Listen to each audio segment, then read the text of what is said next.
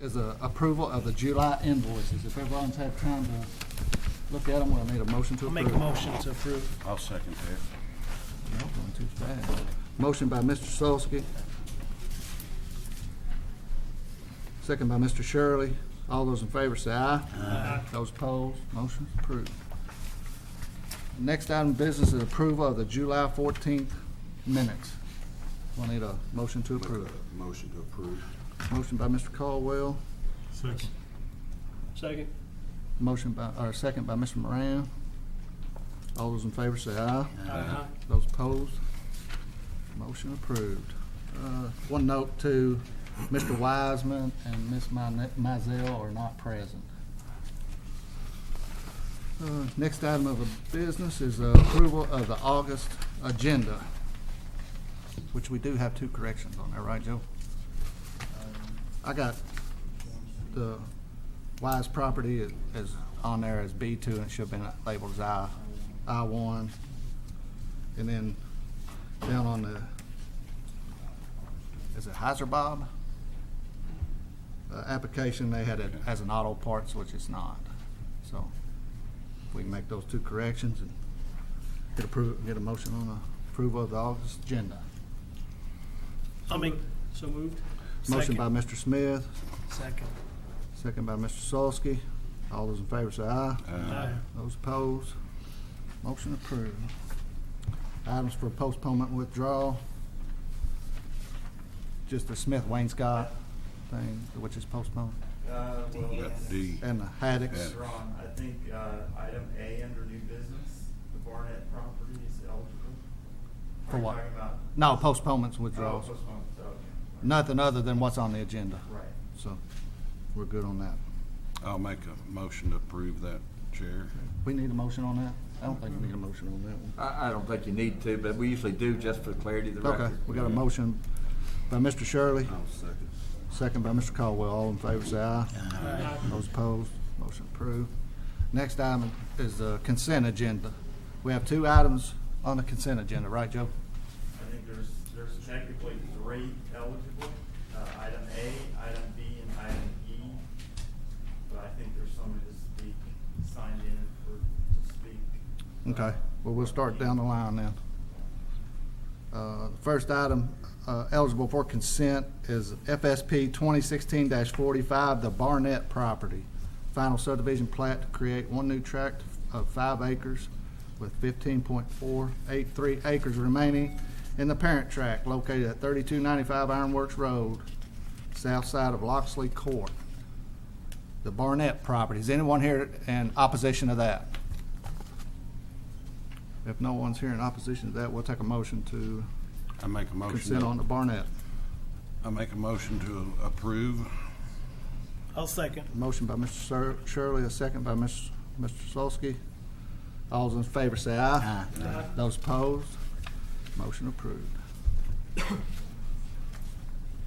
All you'll have to do is come up and sign your papers with the Charlie up here. Would you say the Canewood, Joe? Canewood eligible. The next item up for consent agenda is PSP 2016-47, Canewood, Unit 1C, Section 4.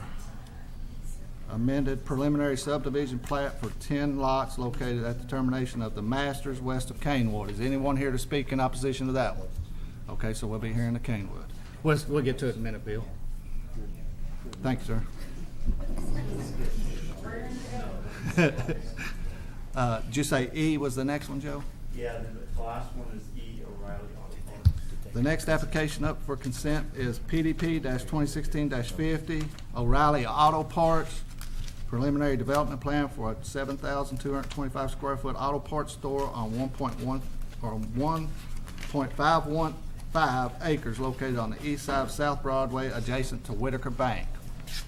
O'Reilly Auto Parts. Is anyone here to speak against that application? If no one's here to speak on that one, we'll need a motion for consent on the O'Reilly Auto Parts, please. I'll make a motion. Motion by Mr. Solsky, Second. second by Mr. Smith. All those in favor say aye. Aye. Those opposed, motion approved. If anyone's here to represent O'Reilly, see Charlie up here and he'll get you to sign your papers, please. Is it Bevan's property? Would it go consent? No, because it's a zone change. Oh, sorry about that, yeah. So our first item of business, the next item is going to be the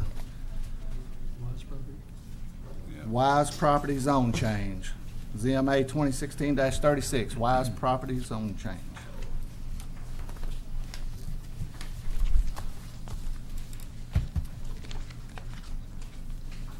Hey, Charlie, all them zone changes, they public hearing? Oh, yes. So Yes, this is a right. public hearing Yes, on open. zone change. Correct. So we'll open the public hearing.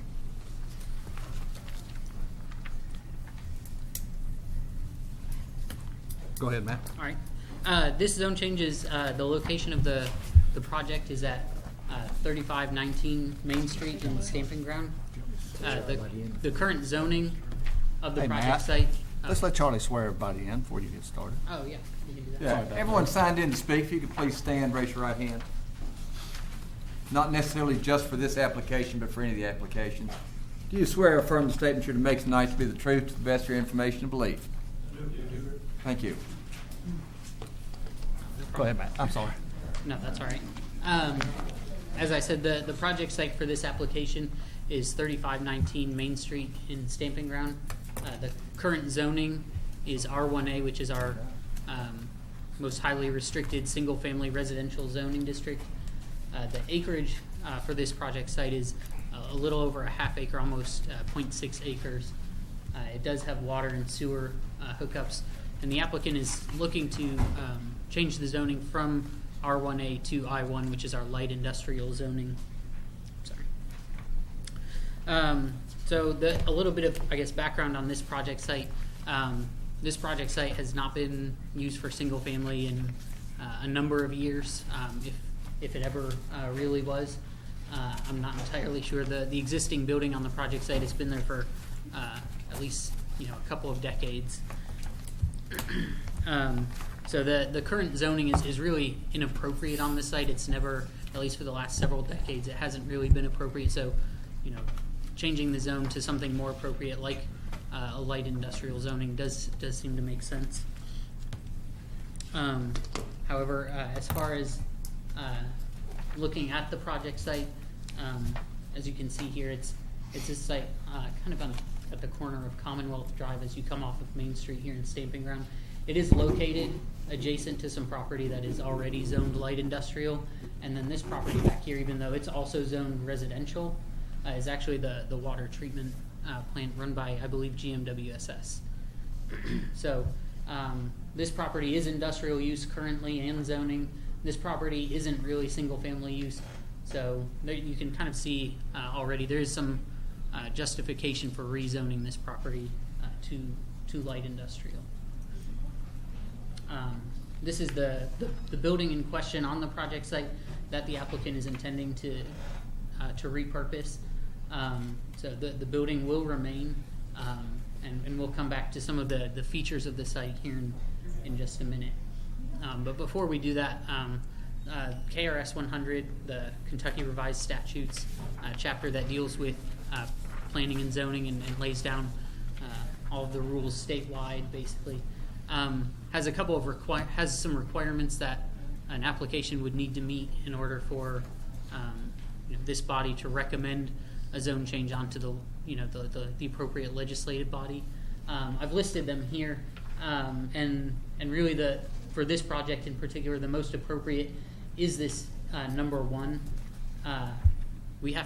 This body would need to find that the proposed zone change is in conformance with the comprehensive plan or future land use map, and in this case, it is. It's in compliance with the future land use map that was drawn in 1991. It's in compliance with the language in the text of the 2011 comprehensive plan. So it meets those requirements necessary for state statute. So we don't really need to consider parts A and B since it meets section 1, which is basically what I said on that slide. So I guess before we really go too much further, I am recommending approval of this zone change. However, I think there's some I guess maybe some development style issues with the project site that need to be addressed in order to make sure that the site is in greater compliance with the rest of our regulations. So when we look at the layout of the project site, as I mentioned, they are proposing to utilize the existing building. It is roughly 2,300 square feet in size. And I did list the setbacks that would, I guess, be in place should the zone change be granted. From the street frontage, they would need to be, any new buildings would need to be at least 50 feet from that property line. It would need to be at least 50 feet from the western property line, as that was a residential zoning. And any new buildings would also need to be at least 25 feet from the rear property line. That's just standard setback for the I-1 district. The project site will have currently has access off of Main Street, which is Kentucky 227. It has sort of a pull-through driveway with 2 points of entrance. However, on that driveway and in front of the building where there's some loading and unloading bays and the front door, there's no clear parking areas. There's no clear, there's an old maybe concrete pad in front of some of the loading bays. And I am recommending that that driveway and parking area be paved so that parking spaces can be delineated so that there can be handicap access for that project site, bring it in conformance with our regulations. Excuse me. Another benefit of paving the project site would be on rainy days. If a delivery was being made to the project site, we don't then end up with mud being tracked onto the road and possibly getting onto other neighboring properties. There's also no pedestrian access to the project site from either direction. There's no sidewalks on this section of Main Street and Stamping Ground. However, it has been identified in the draft bike ped plan that's nearing completion, as well as the Stamping Ground design audit. That sidewalks along that main corridor through Stamping Ground is something that is desired by that community. So I think it would be appropriate for a sidewalk to be a condition of approval. If it might be cost prohibitive or maybe not make sense at this time, at least possibly getting it in writing that it be completed by some future date might be appropriate then. Landscaping and buffers. The landscaping ordinance spells out that we need a 15-foot landscaping buffer between industrially zoned properties and residential properties. I am recommending also that this landscaping buffer with the appropriate trees and hedges be planted to screen the industrial use, and if in the future the applicant needs any sort of outdoor storage areas, to screen all of that from the neighboring residential property. Given the scale of the business, the applicant is proposing to make countertops at the project site, and at least for the initial start of the business, it is my understanding that the owner will be the only employee. I don't anticipate there being a lot of noise that may negatively impact the neighboring property owners. Given that it's a small business, I also don't envision there being any issues with work being extended on through the night with multiple shifts or anything like that. However, any off-site impacts with a small business like this can be mitigated with a landscaping buffer. With that being said, I'm recommending approval, as I mentioned before. I have these three conditions of approval, which I have modified somewhat since workshop. I extended as far as the landscaping installation and the paving in order to help maybe ease the transition for a new business. I have extended those to 6 months instead of basically 3 months. And I'm proposing that the applicant also install a sidewalk at some point within the next 2 years.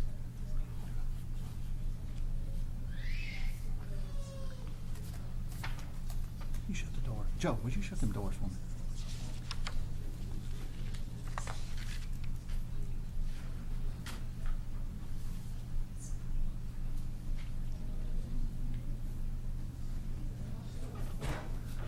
So you got Matt. Yeah, that's all I have. Does anyone have any questions for Matt? A couple of questions.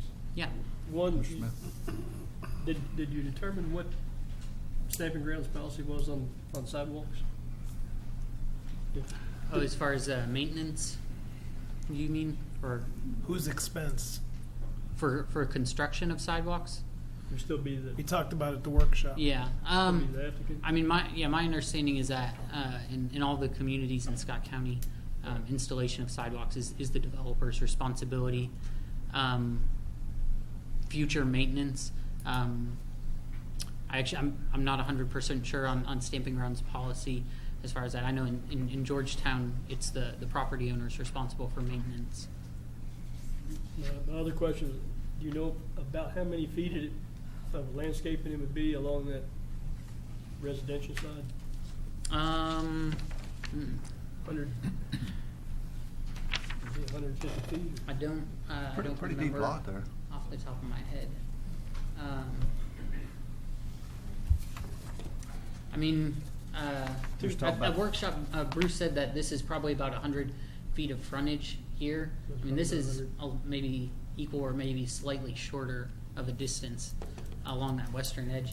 I mean, it's also, I guess you could also note that there are, you know, from the photo, you can see there are two, you know, sizable existing trees in the back there that might reduce some of the cost of installing landscaping. These two trees back here, I think, are either on the property or on the property line.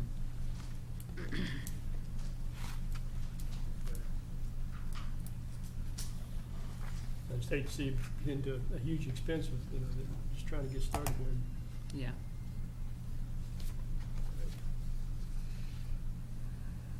Any other questions? Thank you, Matt. All right. Is the applicant here to speak? Mr. Chairman, members of the Planning Commission, my name is Bruce Langford. I'm here for Michael Wise. He's the owner, and Jameson Jones, prospective buyer. We're with you, Matthew, all the way through this report. It's a good report all the way through the word recommendation. We want to talk a little bit about what comes after that. First of all, you know, with respect to landscaping, that's about a 200-foot boundary. We probably would, you know, landscape not all the way to the road, but some of that, otherwise you may cut off view, but that's not a problem. We're going to take care of that, do what has to be done with respect to landscaping. The driveway is now gravel. We'd like to start out with gravel someday. As this business progresses, we'd like to make it blacktop, maybe even some concrete pads out front. He understands that, and he can do that. He's willing to do that. We're not sure how much gravel's there now because the grass has come up, but we'll know soon. He'll be able to work through that. So we'd like to start out with gravel, and at some point in time, he may progress to blacktop. The only other issue is the sidewalk. You know, at the meeting the other day when we finished up on this application, I said I'm going to Stamping Ground. So I went to Stamping Ground and I drove up and down the road. It's approximately a quarter of a mile from the sidewalk where it ends at the Dollar General store to the beginning of this property. There are no sidewalks on either side that entire distance. If this gentleman has to put in a sidewalk, it's going to sit out there by itself. That's one concern. The other is, from the standpoint of being able to install a sidewalk, when you leave the pavement, you go right into a ditch, and then you come up a small embankment. It's going to have to be grade work done. They're going to have to dig out to put a sidewalk in if they were to be required to do that. There's also a large tree right in the roadway of what would be the sidewalk. And as I now understand from Mr. Wise, there's a sewer line running along that side. To put a sidewalk in, you're going to put it at that location. It would be over top of the sewer line, which I don't think the water company is favorable on sidewalks over sewer lines. So summarizing those three, landscaping okay, pavement okay if we can do the gravel until we're able to do the blacktop. And he says with respect to the gravel parking area, if he has one couple a day, he's going to be elated with his business because that's going to give him enough business to be able to stay down there. But it won't be so much traffic that he's going to impact the area that much. So he can probably very easily get by with one or two or three cars, counting his, each day. So we'd kind of like to have a little pressure off with respect to that, maybe go with the blacktopping. Sidewalk, we don't want to do it all. We just think it's the wrong thing to do. With all due respects to Matthew's report, it just doesn't seem feasible, doesn't seem logical under the circumstances, and all the property from that point back up to the dollar store is developed on both sides. They'd have to change their use at some point in time to get you to the point where you'd say to them, you got to put a sidewalk in. I really can't see that happening. I don't think you will if you go down there and look at it. You probably have looked at it, and I would hope that you would agree on that. That's kind of where we are, Mr. Chairman. We answer questions, we'll respond in any way we can.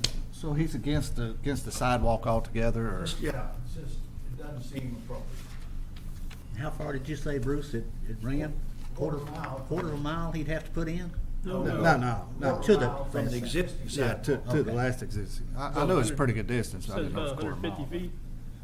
1,500 feet at least, I guess. No, I say, but how much sidewalk would it be if you put? About 125 feet. 125 feet. Yeah. What is your suggestion for the, I know as it's shown now, we're saying 90 days to have the pavement, Gravel pavement. just allow the gravel to remain for how long? I mean, or would you want to put something in there a year from now? I think Matt gave him 6 months. He extended that to 6 months. Is that- that gonna, is is that- that gonna be bonded? 6 months to put you in the dead of winter, though, that wouldn't be very good. Are you talking gravel in 6 months? No, I mean The blacktop. the Blacktop pavement? We probably need about a year, wouldn't you? Yeah, I'd like a couple of years at least. I think on. Maybe 4 or 5 years. Well, the way I look at it, we got an awesome business coming to Stamp Ground. He's gonna be so busy, he's gonna have to do it within 6 months.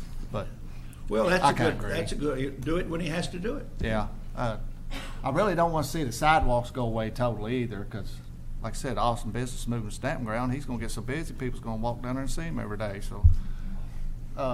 Sooner or later, somebody's gonna have to put some sidewalks in. I just don't wanna see there not be no commitment, and then the city Well, of what if Stamp he- Ground be responsible for He could sidewalks commit someday. to put the sidewalk in when they put those other sidewalks in. I'm kinda like in that too, but I don't know how Matt feels or what staff thinks on that.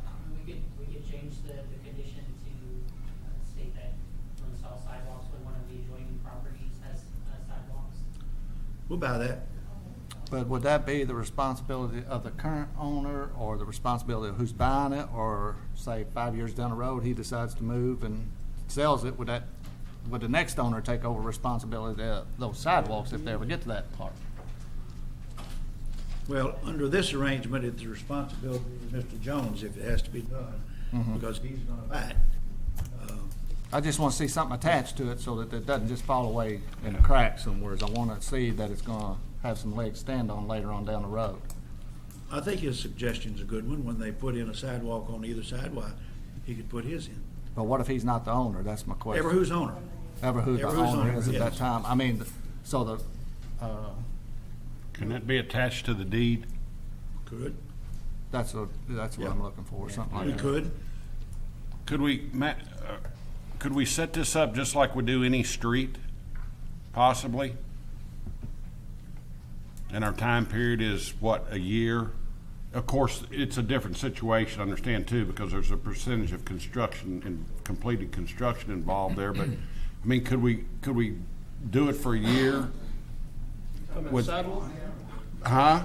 The pavement, yeah, the pavement at least, and have some sort of bond on that. We have to have some kind of teeth to make sure it's gonna happen sometime. And then if he needs to, he can come in, either John or Perry go out, investigate the situation, either extend or not. Kind of the same situation we do on streets.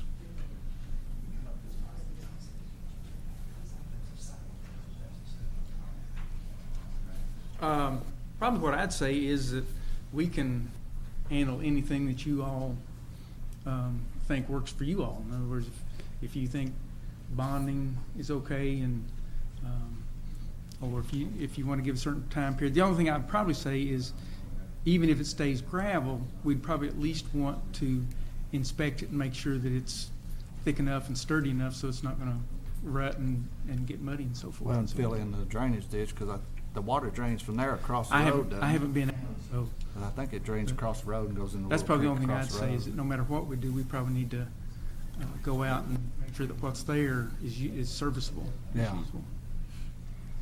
Our intent, obviously, is not to cripple a small business trying to get started, but, you know, with concerns for everything, and we do have our typical ordinance and regulations to abide by. So, I mean, if we could give him a little bit of leeway, but leeway with some insurance. I think one of Matt's concerns is if this site is supposed to be ADA compliant, should there at least be one stall that, you know, a handicapped person Handicap. could work with. Now, I think he said maybe there's some concrete pads out there, maybe somehow that could be, utilize one of those pads or something to do that. Charlie, what would be the answer to that, being ADA compliant, since it is a zone change?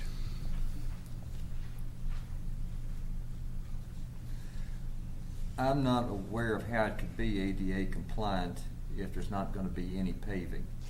Doesn't mean it doesn't exist, but I've never seen that. And it may well be that that's just a portion of, the development plan that we would just have to review and kind of deal with later, because I think Brent would probably have to look at it. But I've not seen that, so I'm not sure we can do that. Well, we could approve it, but that doesn't make it ADA compliant. I mean, he would have to do that regardless. That would excuse him if we don't say that. I just don't think that would be. And that may be something he just needs to work with staff on, and then, because he'll need to be ADA compliant. Now, but beyond that, whether it's bonded or it's not, we will put the land use restrictions of record. We can have part of it to make it even better, you know, in any deed where that is subsequently conveyed. We can keep up with that. I think we can do that. In fact, I know we can do that. Would that be something we want to try to put a time limit on, though? Like the blacktopping and the sidewalks, or like the sidewalks? I I'm think the not. sidewalks, you just put that just like you say, Just like just it to is. make it, Whenever sidewalks get to that far, when they get put that far, sidewalks that's when in. it's. Yeah, then they would have to comply also to make the continuation of the sidewalk.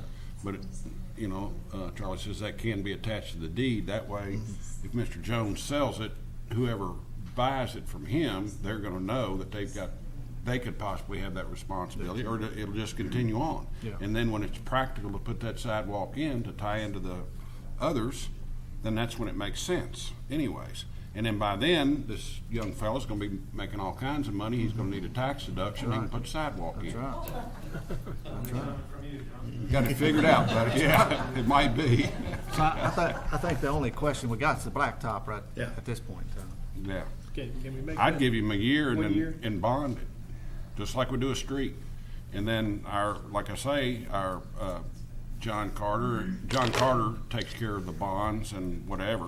That's part of his thing. And then he or Perry could periodically, do inspections and write letters or whatever. And then at the end of the year, they can look at it, and then he can come in and plead his case, just like developers Get do. an And say, extension. well, this is going on, can I possibly get an extension?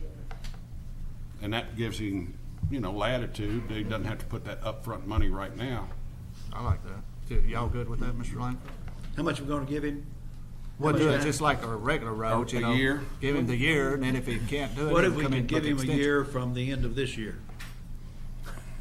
That's 2 years, ain't it? See, he's not. Well, gonna- actually, it's, He's gonna be almost through this year before he gets 50. title of the property. Yeah. So give him at the end of 2017.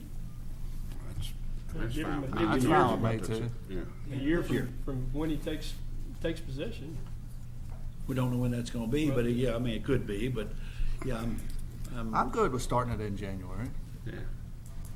I'm just a little confused about, you're asking for them to put up a bond, so put up the money, the Oh, you cost want of a bond on it? constructing or Yeah, we don't making know what- improvements. I'd like to. Well, we have to have some kind of insurance to make sure that it does get done, and just, rather than just, you know how it goes, in here That's good. talking. If we don't, and I'm sure everybody's gonna do what they, but still, I just don't think it's good business to say, well, okay, you can do that in a year and a half from now. And then what happens if it doesn't get done? Well, bonding can be a real problem. Sometimes it's hard to get, and when you do get it, it's costly. And I'd hate to see them have to bond it. Or This letter of much. credit. Do what? Letter of credits also work in our situation.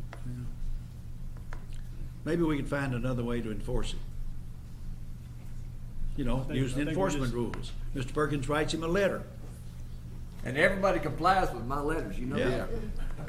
and he sends me a letter, and I call Mr. Jones and I say, you gotta put it in. I think He says, we just okay. Put on there that it needs to be completed by January 1, 2018. Okay.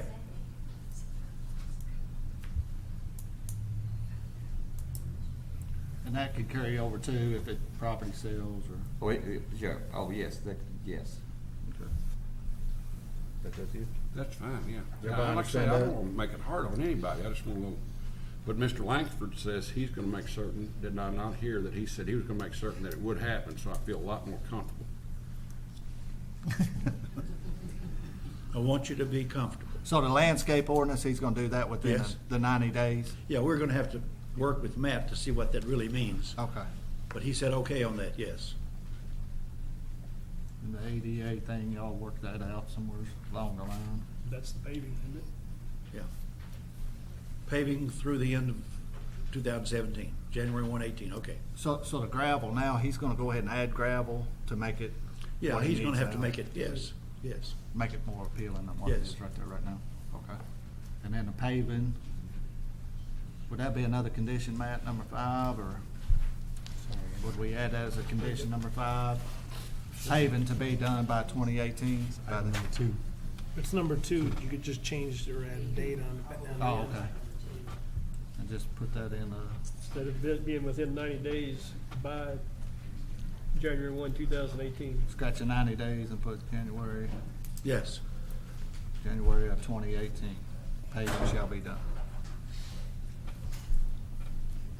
All those sound pretty good to you all now?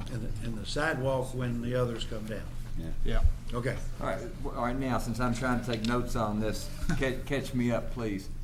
On number 2, I deleted from your proposed conditions within through the end of the sentence and put in on or before 1/1/18.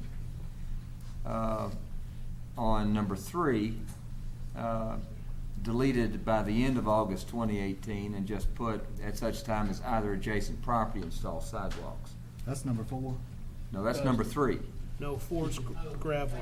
Oh, that's right. He changed. These are Yeah, different. he's changed these since you all got your packet. Oh, okay. Yeah, but based on these, with the 2 changes I've just said. Oh, so the So let me repeat it. Number 2 up here, from the word within to the end of the sentence, that would be deleted and replaced with on or before 1/1/18. Number 3 up here, delete by the end of August 2018 and insert at such time as either adjacent property install sidewalks. Now, was there something else? what about the gravel, Matt? We're not gonna worry about the gravel that needs to be done now, or? I mean, you can certainly add that as a condition. I probably would just to make sure. both Like sides Brent are- said, we don't want him just go there and dump a bunch of gravel and then have Yeah, potholes I or would- gravel I running would across the add it so road. that or- both sides know, exactly what's going on. Does that make sense, Mr. Lang? John or Perry going to go out and inspect it, or? We'll make sure we work with the applicant. Do we need to make that a condition of approval, or?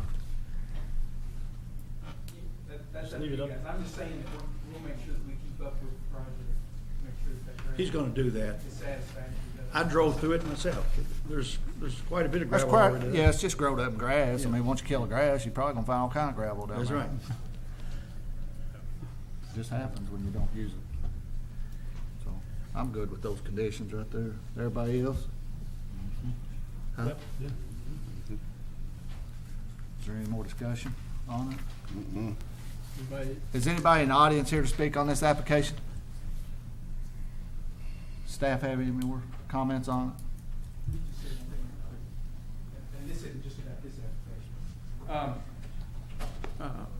we're mainly talking about the zone change, but we've kind of rolled in development plan type issues. And so just in general, the development plan process, before people can get certificates of occupancy, building inspection always calls us to see if we've done our final inspection of the site. And so that's where that's what catches everything, is they won't be allowed to operate until we've signed off on the ground and stuff. All right. Thank you, Brent. If there's no more comments, we'll close the public hearing on this zone change. And if there's no more discussion from the commission, we'll go ahead and take a vote. I'll make a motion to approve ZMA 2016-36 with all the changes to the recommendations. And based upon the recommendation and staff report that it is in compliance with the comp plan. Correct. We have a motion from Mr. Solsky. And a second by Mr. Caldwell. We do have to do roll call. Mr. Solsky? Yes. Mr. Moran? Yes. Mr. Shirley? Yes. Mr. Caldwell? Yes. Mr. Cannon? Yes. Mr. Smith? Yes. Chair votes yes also. So, motion is approved. See Charlie, please.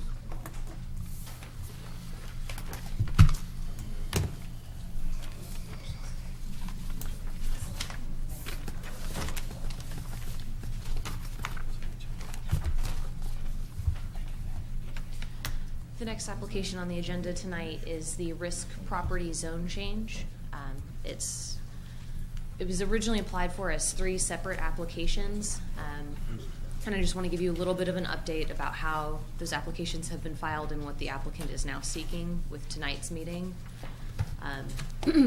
Originally, they applied for a zone change and then 2 preliminary subdivision plats within the parent tract. They're applying for a zone change from A1 to A5, which is our agricultural to a rural residential A5 zone district. And what they were originally proposing on the site was 2 separate subdivision plats. One was a rural residential subdivision of approximately 5 acre tracts. And then the second application was a cluster subdivision, which is required to be in the A5 zone district. The cluster would be 10 cluster tracts and 1 preserved tract.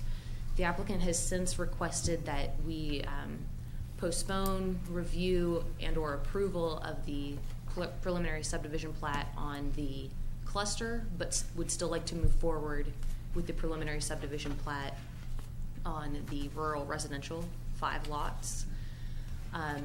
So what I'm going to do tonight with going over my PowerPoint and the staff report is just discuss the difference in those applications and some options for the commission on how you want to consider moving forward with them. I think ultimately it's probably easier to consider the zone change from A1 to A5 on the entire property as a whole. It would be an option to consider it just for a portion of the site.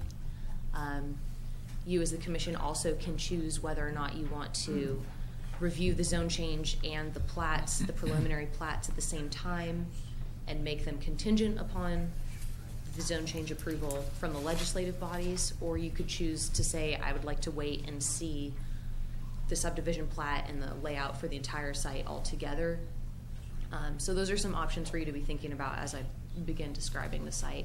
Hey, Megan, before you get started, we do need Sure. to mention that this is another zone change, so this is another public hearing. So we'll open up the public hearing with this session. Okay.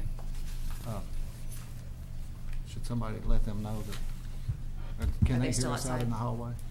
Can they hear us in the hallway? I don't know. I don't know if Tony wants to come in for this or not. So, let's see. Just to repeat a little bit, we're going. The applicant would like to go from the A1 to the A5 on all 83.7 acres of the parent tract. There's also about 25 acres that could be considered just for the A5 at this point in time. It's kind of up to you after you kind of look through the application and hear comments from the applicant and the public.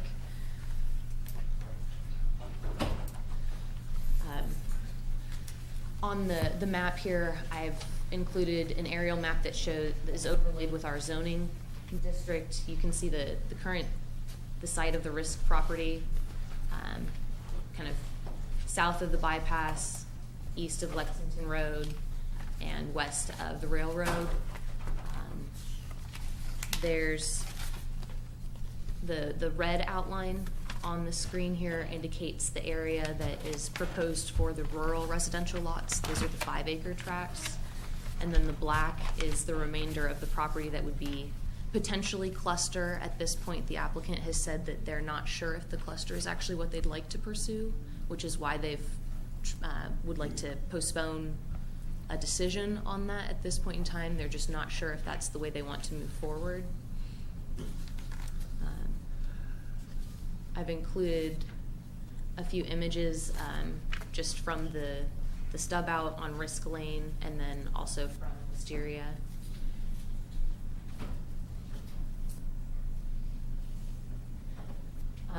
What I have on the screen is the concept plan and preliminary subdivision plat for the 5 rural residential 5-acre lots.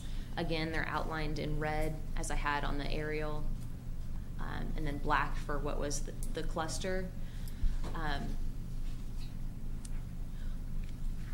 I think one of the things, I'll point it out on some of the other screens, but just what we're basically trying to figure out tonight is the A5 appropriate on all of the lot, or maybe just on this piece, or not at all? And then depending on that answer, is it appropriate at this time to review and approve preliminarily these 5 lots?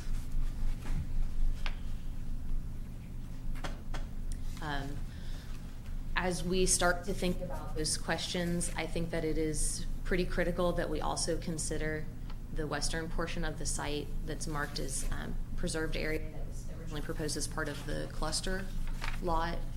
If we were to move forward with the zone change and the preliminary plat, if these lots in the yellow are created, you're effectively creating this size and shaped lot. And so I think that really needs to be considered tonight. If it is part of a cluster, there's a requirement that it be contiguous to the other lots, unless this were to be created as a separate lot for a single family. If it were intended to remain as part of a preserved area and part of the cluster, that would need to be considered. And so I know the applicant has said that they would like to not consider the cluster tonight, but I think that it's pretty important if we're considering the zoning on the entire property. We require a concept plan for the site overall, and we need to think about our transportation, our access points, how the lots are going to be used. So I think it's pretty important to understand all of that together. I know that the applicant is anxious to get moving so they can sell some of those lots, but I think it's important to balance kind of the bigger picture of how the entire property would be used if the zone is changed. To give a bit of a summary that you just heard from the last application, the requirements for a zone change that are listed as part of KRS 100.213. There's 3 sections. It basically requires that the proposal is either compliant with our comp plan, or if not, there's a couple other ways to show that maybe what's proposed is more appropriate than what is currently out there, or that there have been substantial changes of a physical, social, or economic nature. As you can see in the staff report, we've found that the proposal for the A5 rural residential zone district is appropriate on this site, and it is in compliance with the comprehensive plan. So in kind of similar fashion as the last application, you don't really need to further examine the other bullet points under KRS 100.213. But just to summarize some of the points that were in the staff report, the 2006 and 2011 comprehensive plan designate the Risk Farm as Greenbelt, area for Greenbelt, and the requested A5 zone district complies with that vision of Greenbelt that is within the comprehensive plan. At the time that the Greenbelt ordinance was written, there was no A5 zone district, but it's referred to kind of throughout the comp plan and in the Greenbelt ordinance as rural, agricultural, and rural residential uses. And so this newer A5 zone district has been determined to be an appropriate use within that zone district. The Greenbelt ordinance even describes how if clusters were to be allowed in A1 in the future, they would be appropriate. So with the new A5 district, we've determined that's effectively what was being mentioned previously.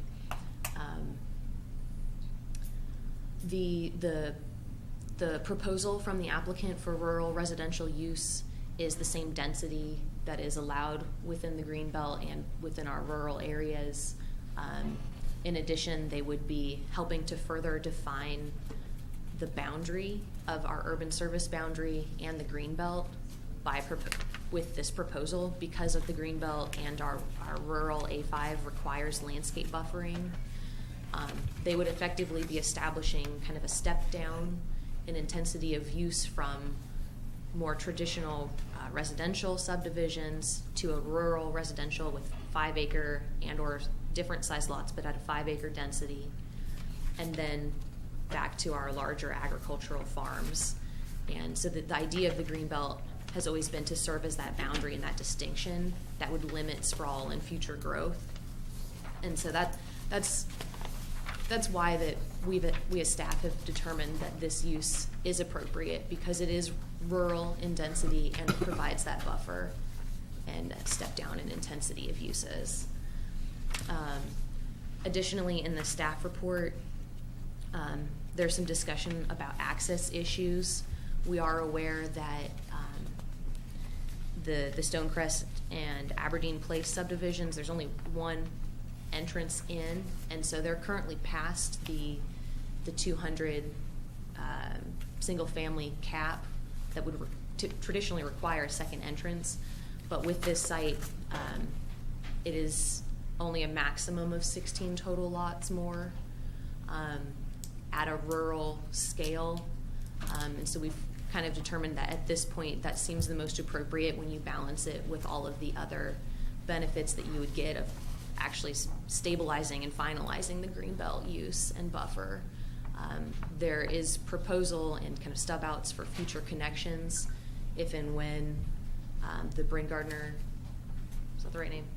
Yeah, the Bryn Gardner property on the north side and next to the bypass, when that develops, there's opportunity to create those connections. But it's difficult to force that when that property has not developed yet. So they also have access to public services, water, sewer, fire protection. One of the comments that is more appropriate for the cluster discussion is the Royal Springs Aquifer falls on a good portion of this property, and it's possible to reduce the size of some of those cluster lots potentially in the future if that's the way that they move forward, so that more of those lots are closer to the residential and less within the recharge area. They could reduce up down to a 0.5 acre lot size. So just to kind of summarize, the use in general of what's proposed is consistent with our comp plan and the Greenbelt use. And so when I get to the last side, I am recommending that the zone change is appropriate. The question that I have kind of lingering is whether it should be the whole site, if we don't know entirely how that's used, if it should be for the portion that they just want to move forward with tonight. So there's still a few questions for me there, but the use in general is appropriate. There we go. As I mentioned, with the Greenbelt requirements in the A5 zone district, there's landscape buffering required. And I just wanted to show on the plat itself, as we start to look at the specific lot layout, as proposed, there would be a required landscape buffer along the southern edge of the rural residential 5-acre lots.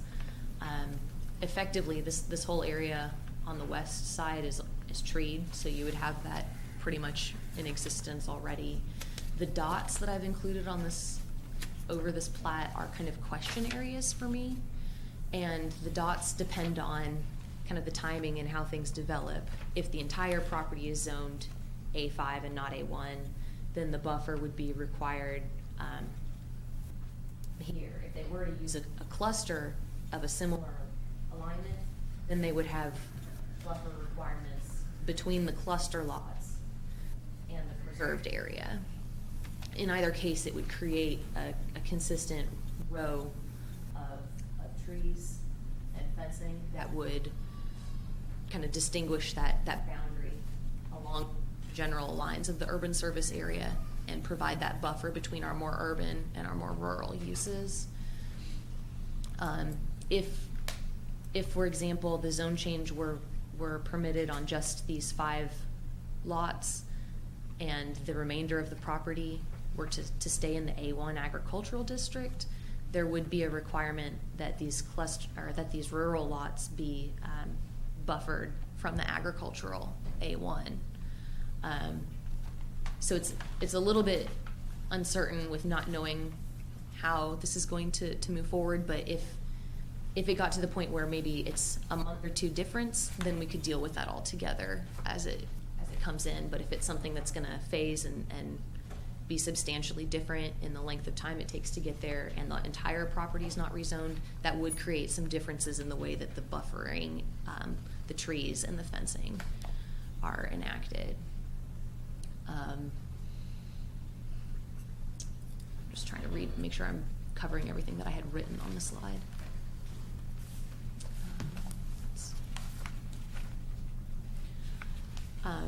In terms of the lot layout and access, I mentioned before, the site has 2 access points, one from Risk Lane and then one off of Wisteria.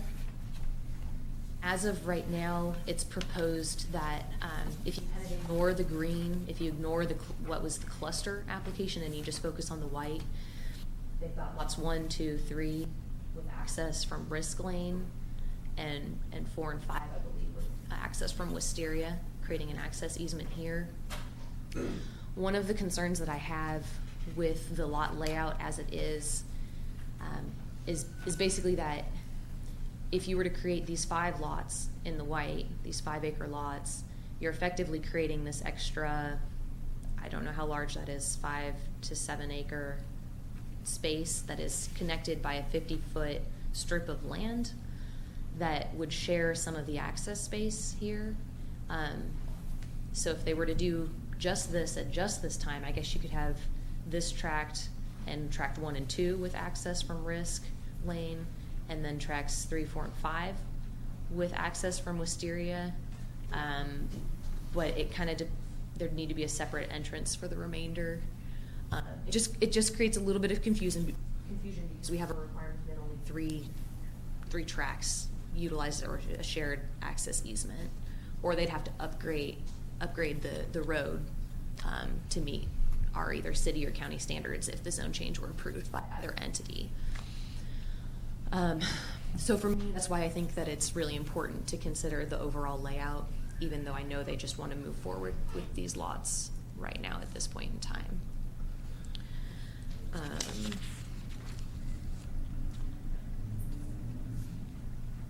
am I? This lot just kind of rehashes what they'd like to move forward with, from my understanding, and they can update you if they've had changes since our meeting on our workshop meeting on Monday. They would at least like to move forward with the A5 and the preliminary on these 5 lots. And then it's a little bit up in the air what's intended for the rest of the property. The client just texted me and said she wants to withdraw the cluster application she's watched on TV. Mm-hmm. And she says she'd like to withdraw Withdrawn off Because those she's zones? just tired of hearing about a cluster when all we're bringing in is 5-acre tracts. Okay. So just withdraw it, and now I'd like to just focus on the issue at hand tonight.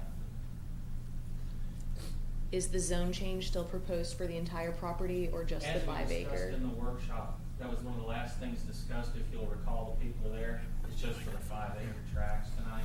Hey, Tony, could you come up to the microphone? Sorry, I'm just bud. gonna, it was important. I'll repeat it. I'll repeat it for Yeah, Mary. well, I'm just trying to get it all on the recording, so. I'll repeat it for Mary. Withdrawing is all I'm gonna do. Okay. The applicant has indicated that they would like to withdraw the cluster application and the zone change for the cluster area and just move forward with a zone change and preliminary subdivision plat for the rural residential lots, tracks 1 through 5, the 5 acre tracks. With those changes, the only thing that's interesting still to me is this lot, or portion of the tract, kind of the remnant piece here, whether that would be utilized or not. Charlie, with what they just requested, is that something we move forward with, or is that something we should make them bring it back, or? There's a lot of confusion going on at this point in time. Well, today. why don't we wait till the applicant makes their presentation, and I'm not so sure that it is, although I can understand why you might say that. Okay. But why don't we wait till the applicant makes its presentation, and then we can kind of adjust from there. Okay. Okay. That was really my last slide before the recommendations. For the zone change, my original recommendation would be to consider the entire parcel. With the new intent, I'm not sure how we handle that, but I think you have 2 options. Either you can consider it on the entire 83 acres, or you could look at just the 20. It sounded like they wanted to go with option B, actually, just thinking about it. He said they just want to go with option B, the 25 acres. I don't know whether you should also consider that remnant tract, just since it's technically contiguous, but it's functionally going to be about another 5 to 10 acre tract, and it may be appropriate for that to be zoned to A5 at this time. In terms of the plat,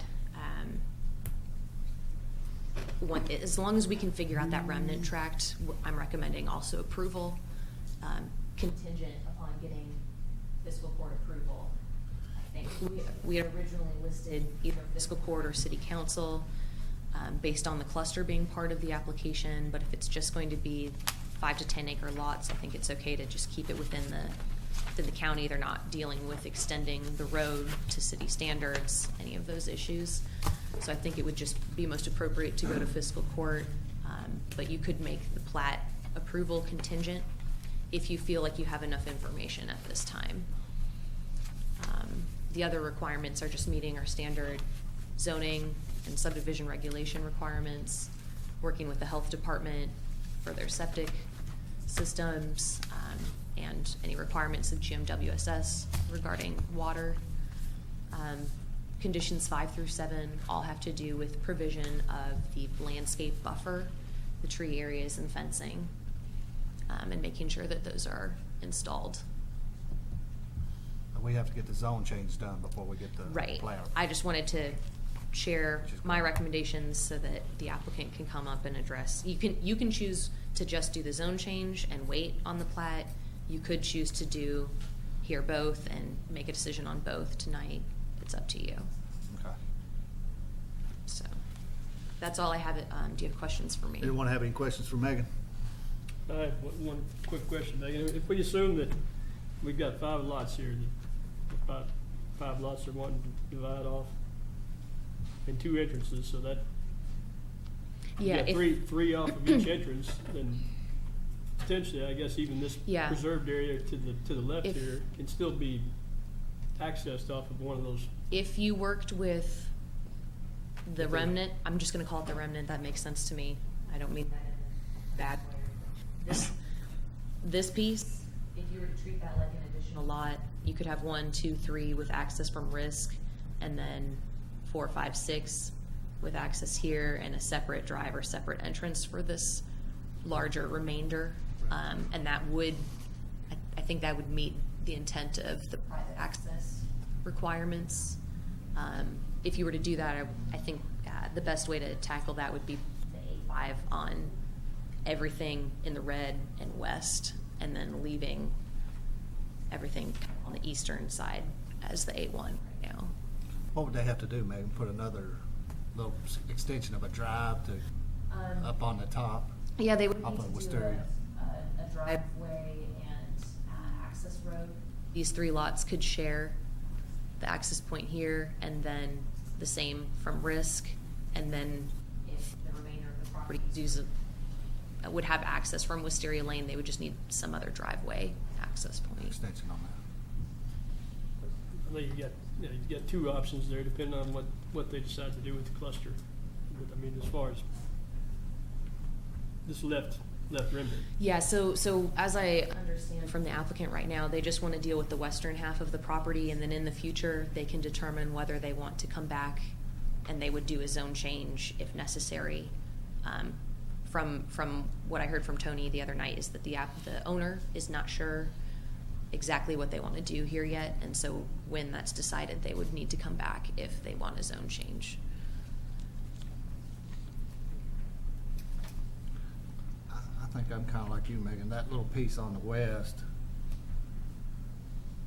correct me if I'm wrong, but we turned down an application a while back because it was not contiguous. It had Right. a connection between it is the same, and we turned that application down. Right, and that was one of my issues with the way this is done, but if they're not even planning to do a cluster at this point, Based on a cluster. I think if you treat that like 6 separate lots effectively, with 3 access from Risk and 3 from Wisteria, and then if and when they want to do, for example, a cluster on this site, they would only be able to utilize the acreage from this portion of the tract. They would not be able to call this part of the preserved area.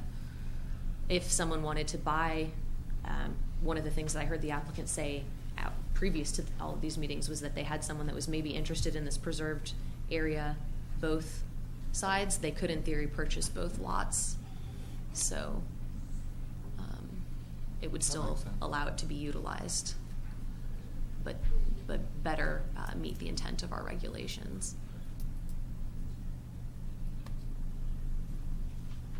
It's gonna be. That little leftover tract Mhm. again. That's kind of like a swampland down in there. Is that like a retention pond for anything that we know of in that area, Brent? Do you That's know? probably a better question for Brent.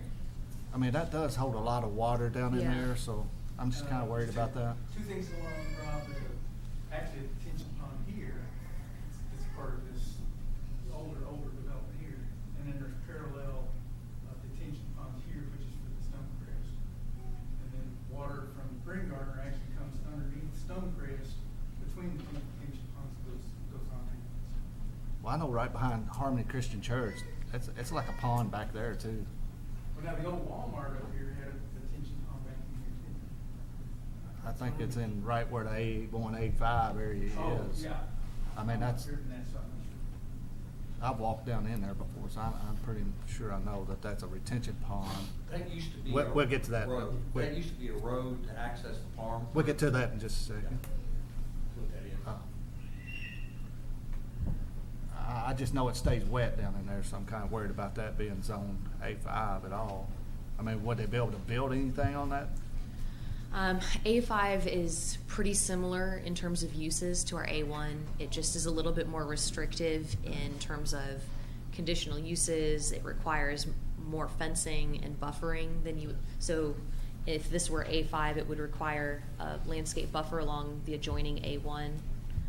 That would be required to be maintained if it were to develop. I don't know if it could, but if it were, it would need to maintain a buffer.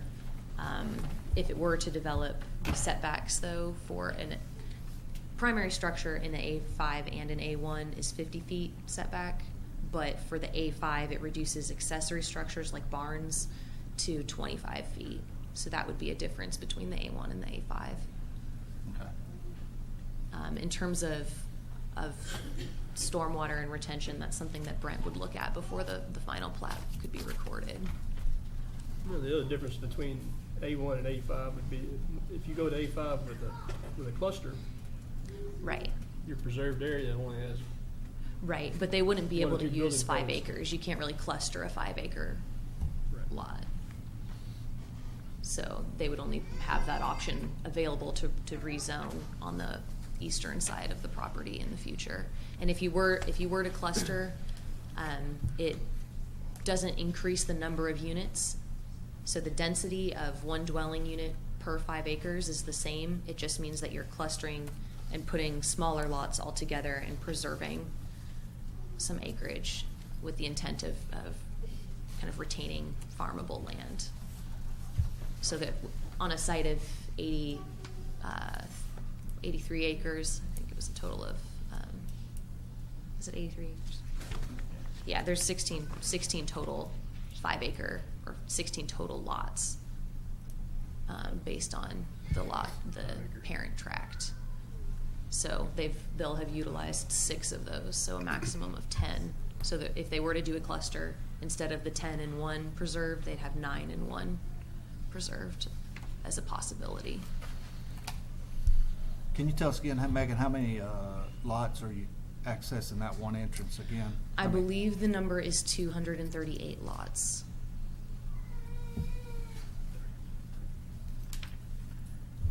I just wonder if we do approve this, could we put a condition of approval, being no construction on these 5 lots until there is another entrance put in to that subdivision?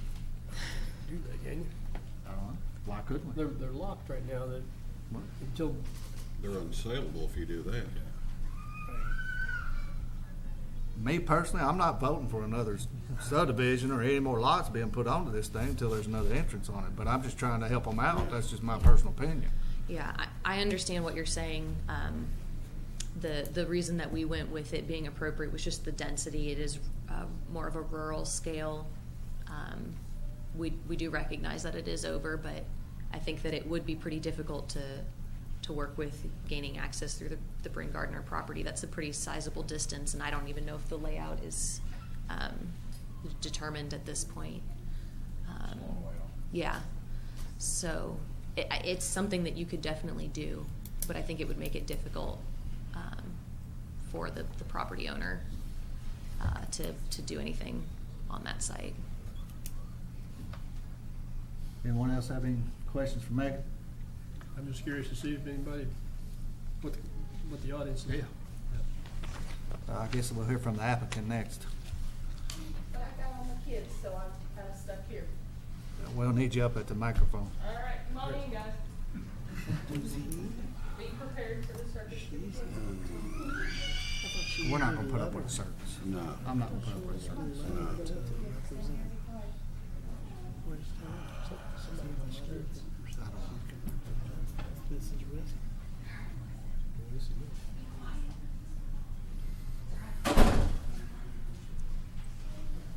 Hello. I've never done this before, so you'll have to bear with me. I'm on my own. We are representing Ms. Riss. She Miss is Betty, it- could you yes. state your name and stuff? Betty Justice with Trinity Surveying. Okay. You did get affidavit signed by Ms. Yes, Riss? yes. You all had it. I think I gave it to you at Thank the you. workshop. Yeah. Ms. Risk is trying to get her property sold the best she can to meet her own means. She's having some money issues, so she's trying to sell off what she can. Right now, she has 4 of the 5 5-acre lots under contract pending rezoning and approval by you guys. The reason she's decided, she was watching, and she's decided to remove and withdraw the clusters because it seems everybody's focused on it more.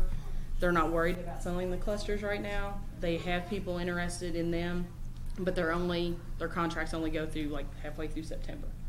So she's needing to try to get this done as fast as possible. And we know that, as we've asked Megan at the workshop, it meets all ordinances and all standards, so it's kind of up to you guys. Does anyone have any questions for that? I don't think so right now. Is anyone from the audience here to speak on this application? Was- Go ahead.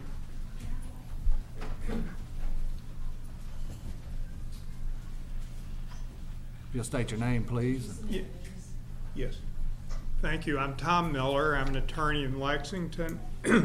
I represent Southeast Properties, which is adjacent to the Lexington side, the east side.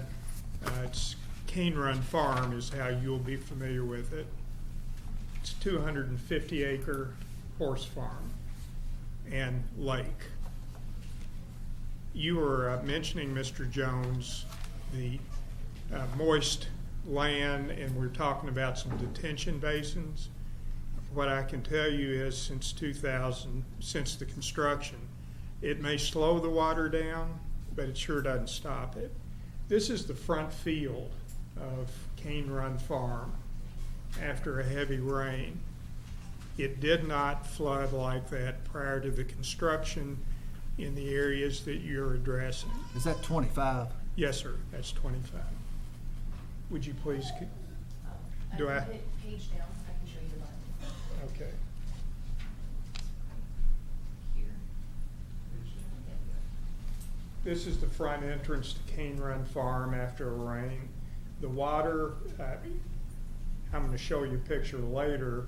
You'll see a stream, an unnatural stream running from the west to the east on 25. Here's the problem. It's obviously a problem just having the water there. They have 110 horses on 250 acres. They're in the standard bred business.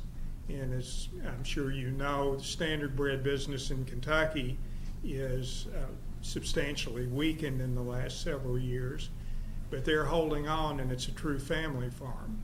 Ricky Caldwell, who's here, and her 2 children operate it. What this field is used for, the one that has the most acute flooding, is for hay.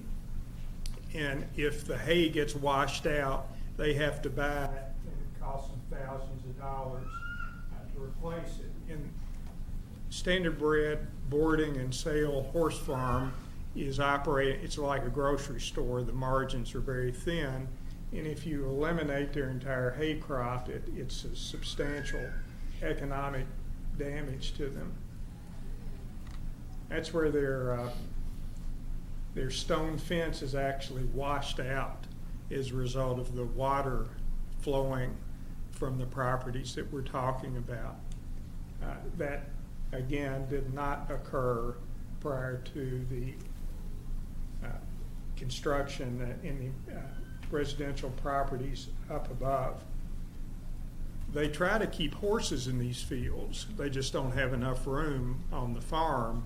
And if there's a big rain, they know to get the horses out of the field, but where do they put them if they're at peak capacity? It's another picture of the floods. We're looking towards Lexington, I believe. The car's coming towards Georgetown. It's another photograph of the flooding.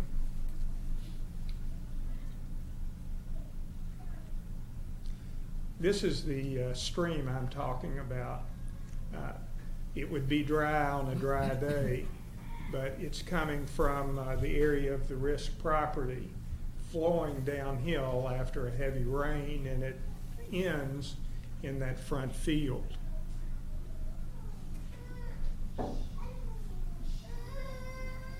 That's the stream again, flowing downhill after a heavy rain. That's not supposed to be a creek.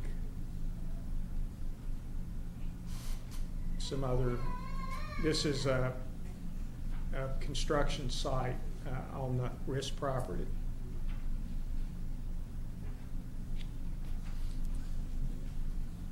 The reason I'm here is not to object to zoning. I understand it's within the comprehensive land use plan, but the concern we have is in the report from the staff, and they address stormwater requirements. And it says detention requirements will be determined at the time of the construction plan approval. The existing farm ponds should be maintained. Any additional detention, particularly for the cluster lots, will be determined at construction plan submittal. So if they withdraw the application on the cluster lots, and I'm not sure I followed what's being zoned and what's not, what I do know is that in order for zoning to be approved, we're asking that you please put as a condition precedent to any construction that a detention plan and water flow plan be reviewed and approved, giving the property owners downstream, which shouldn't be a stream, the opportunity to comment on it. It appears that substantial work is going to have to be done, regardless if it's 5 lots or more lots. And it actually sounds as though, Mr. Jones, if the project is completed the way you're suggesting, we add a second road, more concrete, more water flow, or blacktop, then we're going to have construction. And the more grassland that is removed, the more the water doesn't have a place to go except flow downhill. So that's the reason we're here, and I ask on behalf of Ms. Caldwell, Southeast Properties, that you condition any zone change on an appropriate detention plan that protects Ms. Caldwell and those others that are affected by the water flow. Thank you. Thank you. Brent, can you shed some light on some of those pictures, maybe?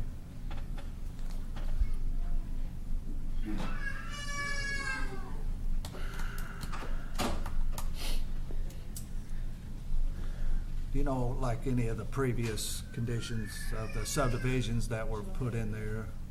That's okay. Most of that development was done before I was at Planning and Zoning, but based on the research I've done, the Ball Homes development has a very large detention pond, but I couldn't find any calculations on it. I found the sheet that showed the shape and the size of the pipe that was supposed to be there. When I went out and viewed the site, it appears to be built according to those plans. So that was probably the first development out there. The Aberdeen, okay, Aberdeen. The Stonecrest, like I said a little bit ago, has 2 parallel detention ponds, and they have concrete outlet structures that choke the flow down considerably. What those developments don't do is slow down anything that might be upstream. This drainage area goes across the bypass and then under the railroad tracks and starts all the way up at the old Johnson Controls in the industrial park on Carly Drive. It also collects the water that comes under the railroad tracks from the Amerson Farm area. So it's quite a large area. There is quite a bit of official floodplain area on this property that they're talking about. But all I can say is that, and with Stonecrest, I do have those calculations, but according to the industry standard for water detention calculations, that those particular ponds were designed, correctly. Normally with 5-acre tracts, we don't look at it too much because one house on 5 acres doesn't add much. In this case, though, I did think that, and whether you put it as a condition of the zone change or just a general condition, is we would ask for some calculations on that so that we could make sure that the flow leaving those 5-acre tracts is not any more than it is now.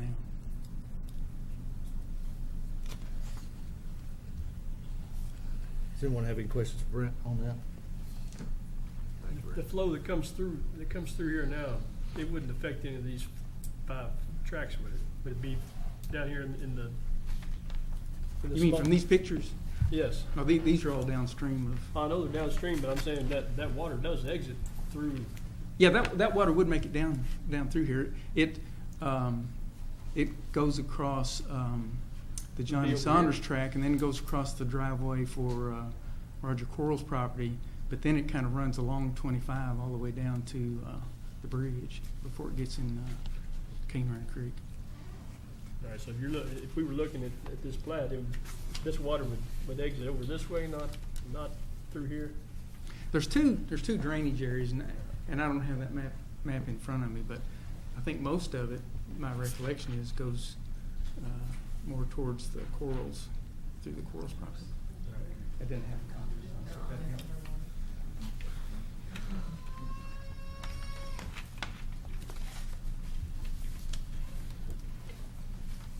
Yeah, and I could be wrong, but the 5 acres tracts goes into two different prongs of kind of the same drainage area, but it all heads towards 25, and it might go through the I guess Kingwood my Farm. big question is, I just wanna make sure none of these five tracks are actually in a floodplain or something. Oh, no, they're not in the floodplain. No. But this tract over here in the corner might be in a floodplain?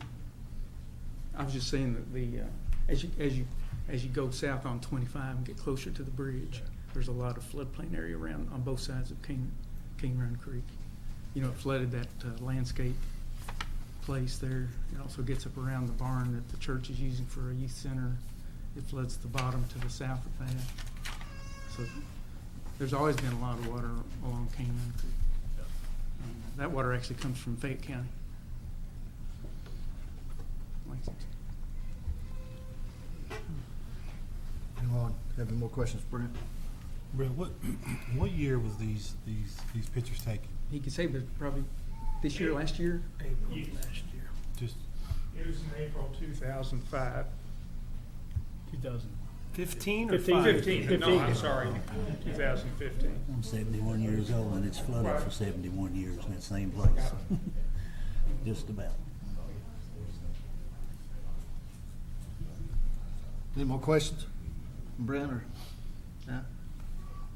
Thank you, fellas. May I add one comment, Mr. Yes, sir. Jones? As I was listening to the representative for the owner, it's a matter of concern to me on behalf of Ms. Caldwell. They said that 4 lots they already have contracts on them. And to my understanding, you cannot legally contract without an approved plat. So Well, it may not be a contract, I just don't know the correct term. Commitments. Okay. Yeah.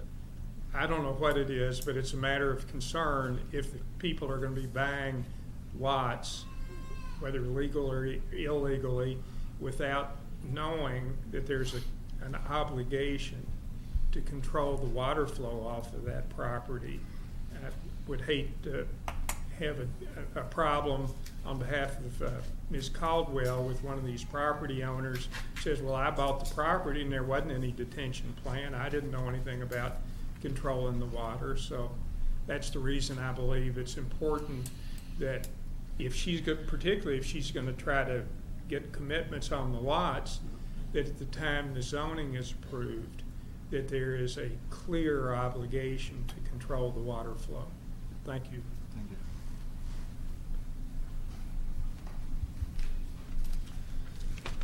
Mr. Chairman, Board.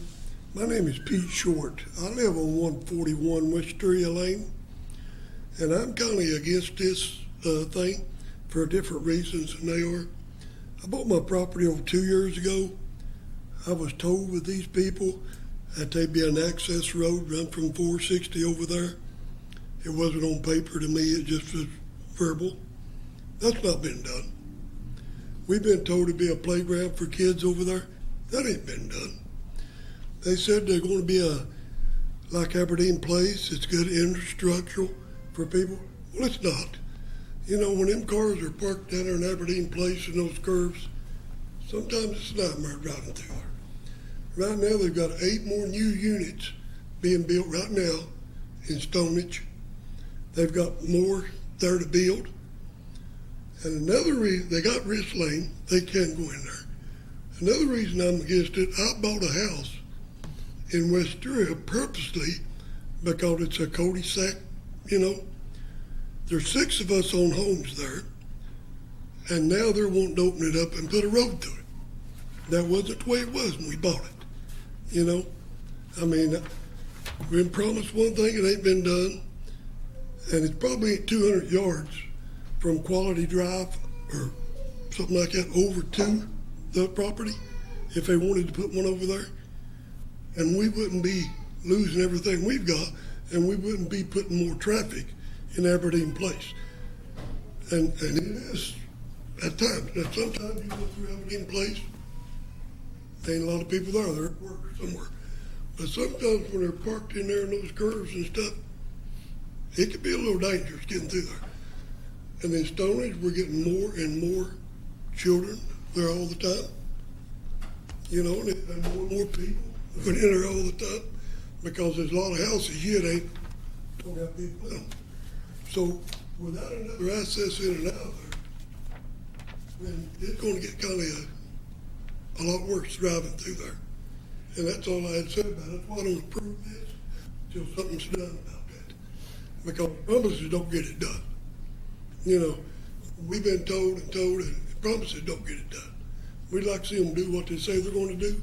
When that's done, I ain't for changing this zoning, if that's what you want to do. I'm not for that. I'm just for the way they've got it laid out. You know, and that's all I have. Thanks, sir.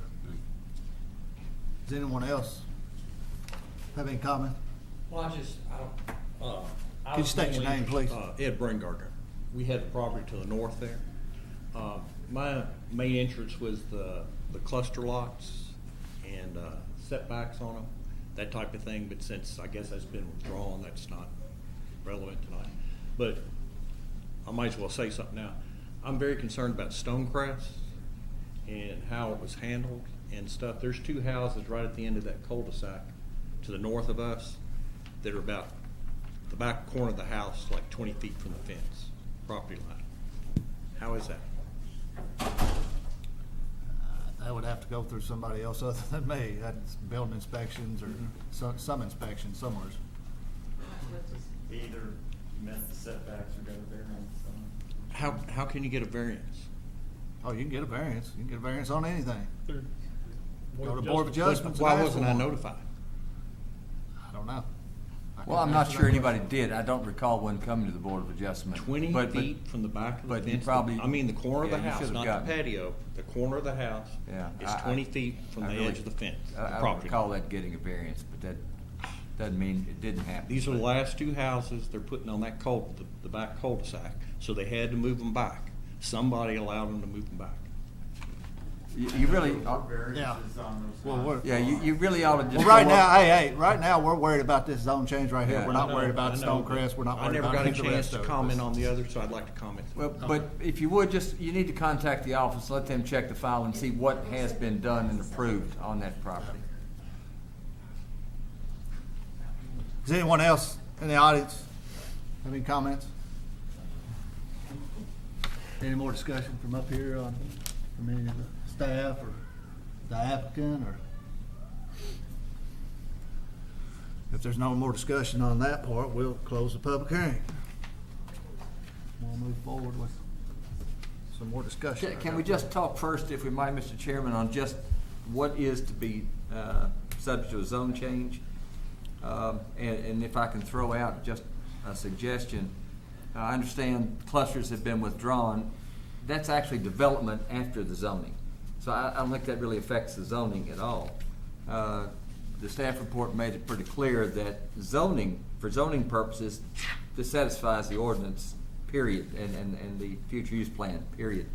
That doesn't really affect any of these other issues that we've been talking about. Those are development issues. So rather than making them come back for half their zone change when they're already in compliance with the comp plan, I don't think that's appropriate. But my second question is, and this is in light of the water problems, and again, that's not zone change, and I don't really think we need to hold that part up. But as Brent mentioned, our standard is, and I'm talking just the 5 acre tracts now, not the thing that's been withdrawn. But Brent even suggested that we might do some numbers on water on the residential 5 acre tracts. I don't think we've ever done that. I'm not saying it's not in the regs someplace that we can do that. I'm just saying, I don't think we've ever done that. And I doubt the impact of 4 individual houses on 5-acre tracts is probably very significant at all. But if the regs let us do that, then absolutely do that. The problem, as I see it, and I certainly understand the problem of the water itself, but there's been water there for years, and I'm not so sure 5-acre tracts, because it's simply going to be what comes on. They can't increase the volume, they can't increase the velocity. I just can't imagine a single house on a 5-acre tract making that big a difference. Again, not that they shouldn't look at that, but it really looks like that's a whole lot bigger of a problem than just an agricultural, if you will, subdivision. And now, where we go to look to see what kind of solutions or assistance, beats me. That's beyond my expertise by a long shot. But anyway, I just want to throw that out for whatever lack of confidence that shows. But as far as the zone change goes, I mean, I don't think it matters that they're withdrawing the clusters.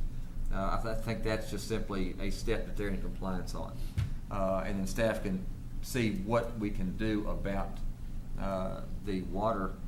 But again, I don't see much on 5-acre tracts. I mean, that just simply is not something we've ever seen any real benefit from. Now, please, the people who know that, look at that. But anyway, that's what it seems like needs to be done as far as tonight goes.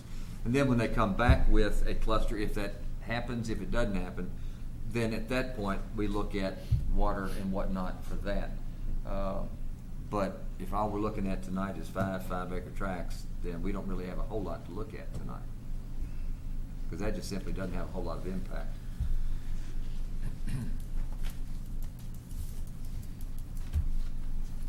Megan, back to you again on that little western portion there. Are you saying that should be another track, or leave it the way it is right now?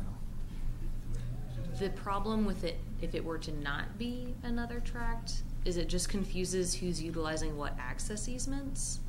And so if you had the five tracks and then one as the everything that was part of the cluster originally, you're going to have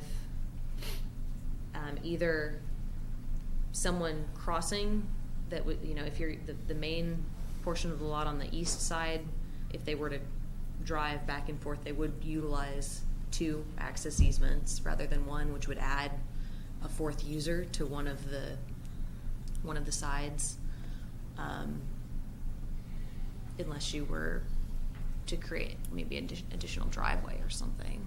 Have we ever required a driveway for a lot that's not platted? I mean, we're talking 5 lots. We're not talking about that. That's part of the remaining 38 acres. No, it's on the left side. Well, I know, but that's part of the 38 acres connected by a 50-foot, albeit a somewhat artificial strip. And being that it's R5, we don't have to worry about it being contiguous. Well, I'm not saying that, but that's a cluster question. Mm-hmm. Right now, we're talking about simply A5. They've got to match the development standards, and if in fact they can't match contiguous, they're going to lose some density over in the cluster one day when it comes. Right. It's not here tonight. We've heard that.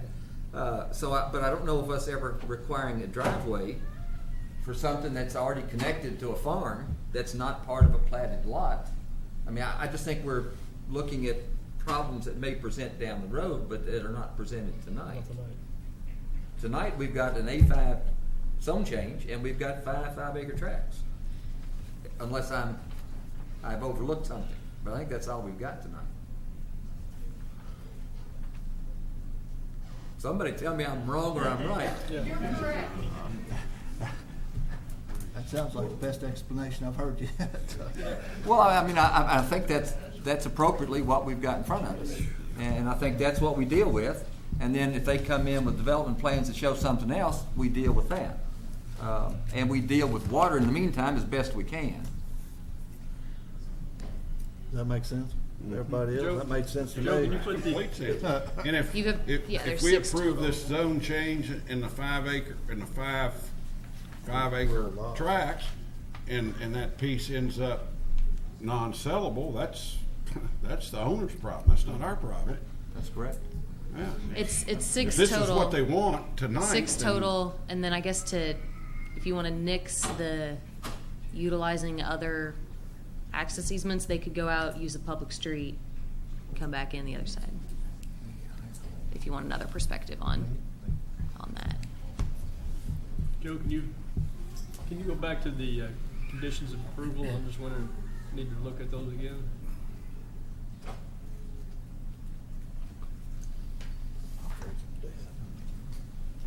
He'd be awake, doesn't matter, I'd be asleep.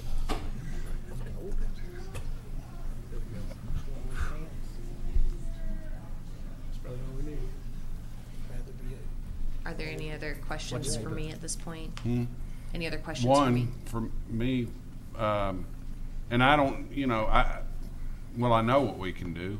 Surely we can, even though it's a 5-acre tract, to protect the owners that are having problems. I don't think we can correct the existing problems, but I would like to have, all confidence that any other construction is not going to even, add to the problem. So are you talking about adding a condition about stormwater? Mm-hmm. Would be an appropriate decision based on the conversation from this Yeah. evening. I think we need to do all we can do we're not going to alleviate the problem, but surely not add to the problem. Yeah, some of the general language that we've used before is just to ensure that the rate and the rate of flow does not increase from what is currently existing, and that would Right. need to be shown on the drawings.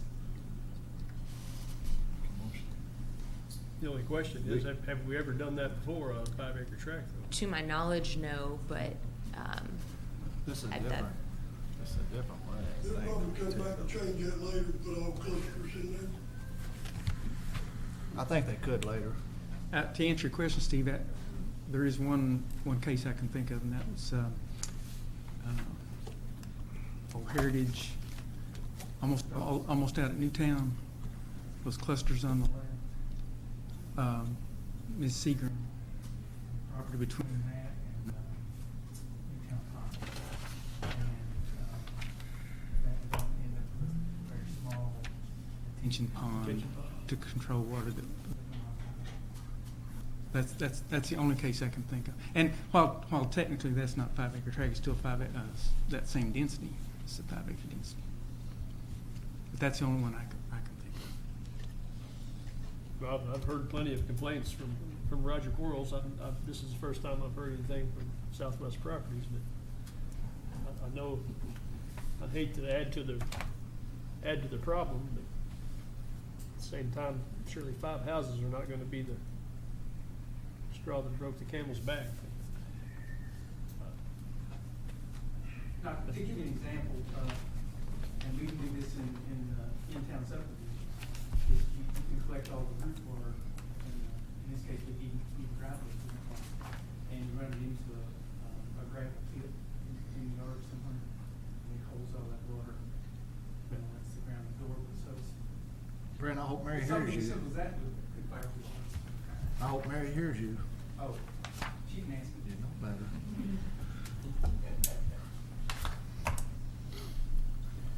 Does anyone have any other questions from the applicant or staff? In that case, would that be a condition number 8 that we were going to? Well, the conditions we're looking at is for a plat approval. We need to do a zone change first. Yeah, the only zoning conditions I've got is a blank sheet. Yeah. Did I not get the? Of course, in general. That matches the staff report. Well, and I think it does. I mean, I'm not complaining. I think it really does. Because all the things we're talking about are really development Yeah, issues. it's not a and, zone change. And they're on, well, whatever I did with it. Yeah, subdivision plat, and there are conditions there, and those, I'm sure, are quite appropriate. Are we going to do these together or separate? No, we'll need to do them separate. Yeah. Separately. But I got conditions of approval of a zone change, but it's got all the stuff with the cluster and everything on there too, so. The staff report is combined, and The staff report has discussion about all 3 of the original applications, which included the zone change, the 5 rural residential lots that you see now, and the cluster. It also includes a set of conditions or recommendation and conditions for each of those 3 applications. So I think first you'd want to consider the zone change. Typically we request a concept plan along with the zone change. This applicant didn't file a concept plan, but went forward with filing the plats directly as the concept plan. That's why we were discussing the plat at the same time. So that's why it's all combined, since that's the way we received the application. So do we take a vote on it combined, Charlie, or do we do the zone change and then? No, I think you We take don't a accept vote it, on the zone change, then we take a vote on the 5-acre tracts, and we don't take any kind of vote on the other, because that's not before us tonight. And on the zone change, there is no conditions of approval, so, right? I think that's correct. Say 185. So, But there will be instructions to staff to make sure that we take care of the water on that as they get ready for their final That'll be subdivision on plan the for that. subdivision plan. Yes. Has everybody got that clear? Yep. Is there any more discussion on the zone change? If there's no more discussion on zone change, we'll take a motion. Mr. Chair, Chairman, to approve or deny? I move that we approve the zone change from A1 to A5 for the 5 lots. No. Oh, well, wait a minute. We were talking a moment ago. It's the entire tract is the zone change. The development is only going to be the 5-acre tracts. Do we want to do the whole thing or only the 5 acres? I thought it was just 5 acres, just those 5 tracks. Because the other may be, who knows what that would be in the future. That's why this Well, whole that's just application. it. But that's a development question. You get a zone change on the land, which, as staff said, is in compliance with the comp plan, period. And you So the approve whole that, piece then they've of- got to come in with development plans to show what they're going to, or subdivision plans to show what they're going to do with it. And you turn that down based upon whether they've complied with the regs or not complied with the regs. So the whole property has to be rezoned to A5? Unless it's not in compliance with the plan. I'm confused, Charlie, because I thought the applicant changed Just and withdrew the and development. and asked us to just consider rezoning that one piece of the property. So I'm 5 totally lots. confused. Well, if that's what they said, then I think that's confusing. But if that's what they said, then no, we're only going to do what they asked for. Yeah. But a zone change, just as simply as it in compliance with the plan. It was discussed in the workshop that if we didn't, about the cluster and everything, if we waited on the cluster, go on and just do the 5-acre tracts. But that's development. I know. So if she can get it all rezoned, she'll take it all rezoned. If you're only going to approve the 5-acre lots, then that's all she's gonna ask for. Because it was That's kind confusing again. of whatever in the. I don't want to rezone the whole thing because it's so up in the air at this point. As far as a preliminary development plan, I wouldn't feel comfortable rezoning it all. It's pushing the envelope big time for these 5 other tracts because of the 238 other lots that we've already approved with only one entrance. And by our regulations, over 200 or 200's max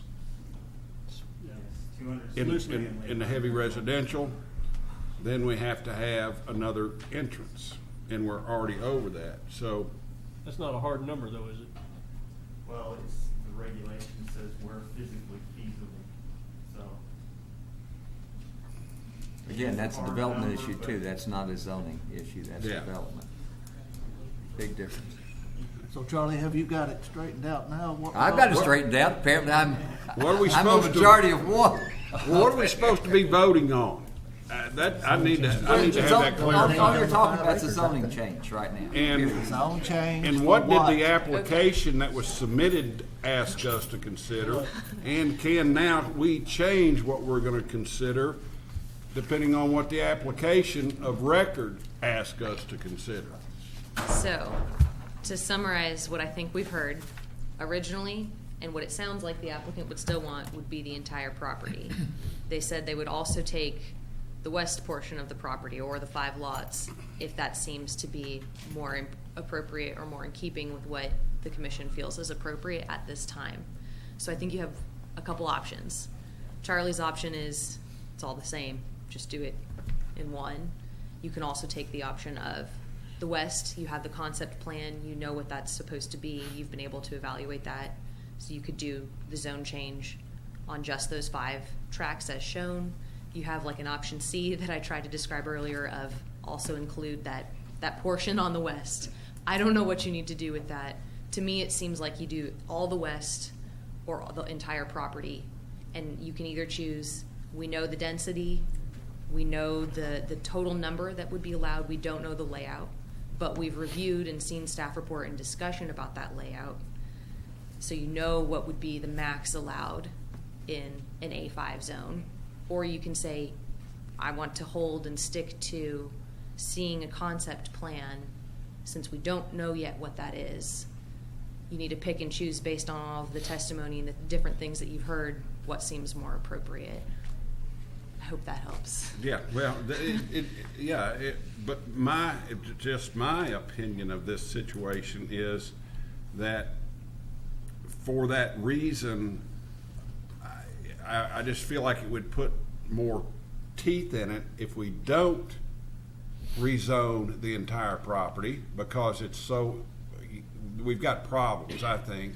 And if we leave that other, I think it's process to go through, then I think we're all going to hear more about it, versus if we just go ahead and rezone the whole property tonight, then that makes it a whole lot easier in my mind to then move it along whatever direction it might go. I think that's a clean way to say we know what's happening on that western side.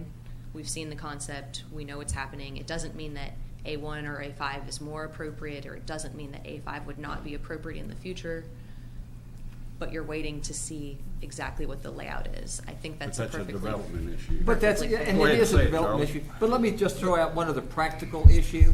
What you're doing is you're requiring then the owner to go through a zoning process twice, to spend all kinds of money twice, when staff has already said it's in compliance with the plan. And all of these issues are development issues. They've got to come through with subdivision plans or development plans, which are going to address all these things. So holding up the zone change is simply a hardship on the owner. Now, the owner has said maybe that's okay, but I don't think we ought to be doing things unless it makes a difference. And these are development issues, and we cover every one of them at development. I totally agree with you. I think it's a bad decision also, from the applicant's standpoint, to ask for just that piece. Oh, I do too, and I think that's probably because they probably don't know the difference. Yeah. But they're going to have to go through the exact same process to get a zone change on the other half, whatever that is, when staff has already said it's in compliance with the plan, which is all they've got to do to get a zone change. Now, they've got to cover all this stuff to develop. So we're going to have it. But now we're going to have 2 bites, including a bite that doesn't have anything to do with development. And that's just extra expense for the owner, which that's just doesn't do I us know any that good. and agree with that. And that's why I was trying to clarify what we were being asked to do. Should we go ahead and say then, even though we're being asked just for the rezoning of this 25, 26 acres, whatever it is, the 5 5-acre tracts, or do we say, well, no, you don't want to do that because you're going to have to go through this process again, so we're going to rezone the whole property for you? Well, all I can say is every time anybody that comes before our organization asks a question, I say, no, that's not a good thing to do. Yeah. I'll always give them that advice. Because there's no sense in them paying twice for what they've already been advised they can have I just tonight. interject? What I heard Betty say from the corner was that the applicant would take a rezoning on all, if you felt that was appropriate. But my question So- is, we had letters sent out. This section's the A5, this section's gonna be a cluster, this section's gonna be preserved. How fair is that to the people that got the letters? That's technically all A5. Yeah, but it's all A5. And just to answer, specifically answering Yeah. John's, they said they The would zoning's like the the entire A5 property. on all of it to begin with. They wouldn't. That's a development question. That's another. Right. John, you've learned so much tonight, you're going to take me to dinner. Can I restate my motion? I hope so. I move that we, I move that we rezone the entire 83.73 acres from A1 to A5. And I'll second.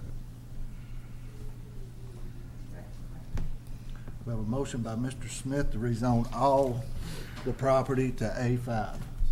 We have a second by Mr. Caldwell. In accordance with the findings? In accordance. Oh, yeah, that includes the finding that it is in compliance Right. With the as con- outlined by According to staff report. Findings necessary for, yeah, which would be That it's in compliance with the comprehensive in plan. compliance with the comprehensive plan adopted in 2006 and 2011. Right.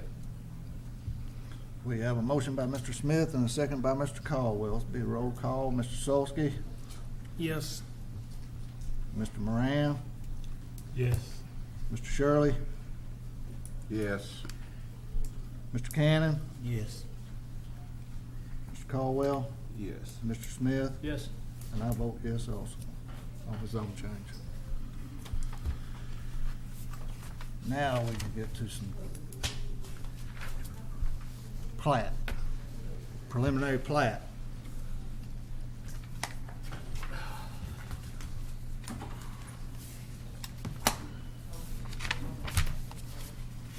I think the preliminary plat, we just need to add number 8.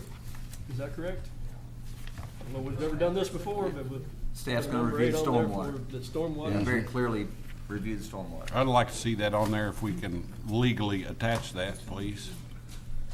May, is that PSP 2016-42? Is that what that? 43, yes. Yeah. Okay. Yep. FSP.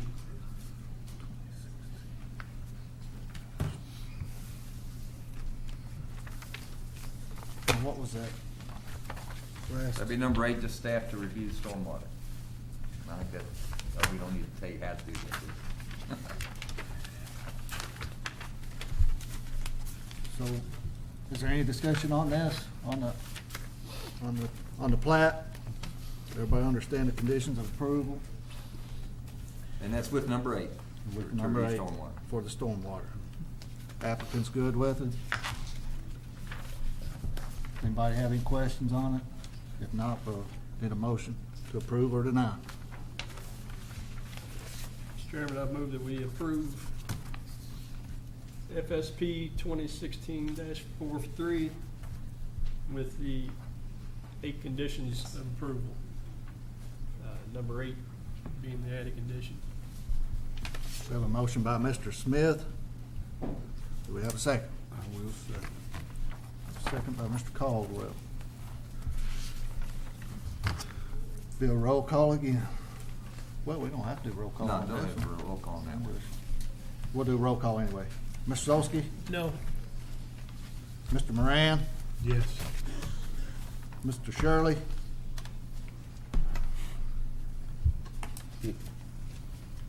Yes. Mr. Cannon? Yes. Mr. Caldwell? Yes. Mr. Smith? Yes. Chair votes no. Motion approved. Sign the papers.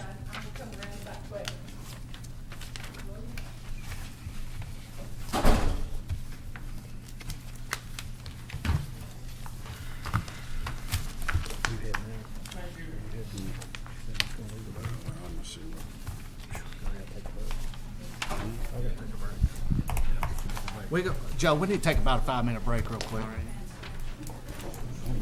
We got Canewood.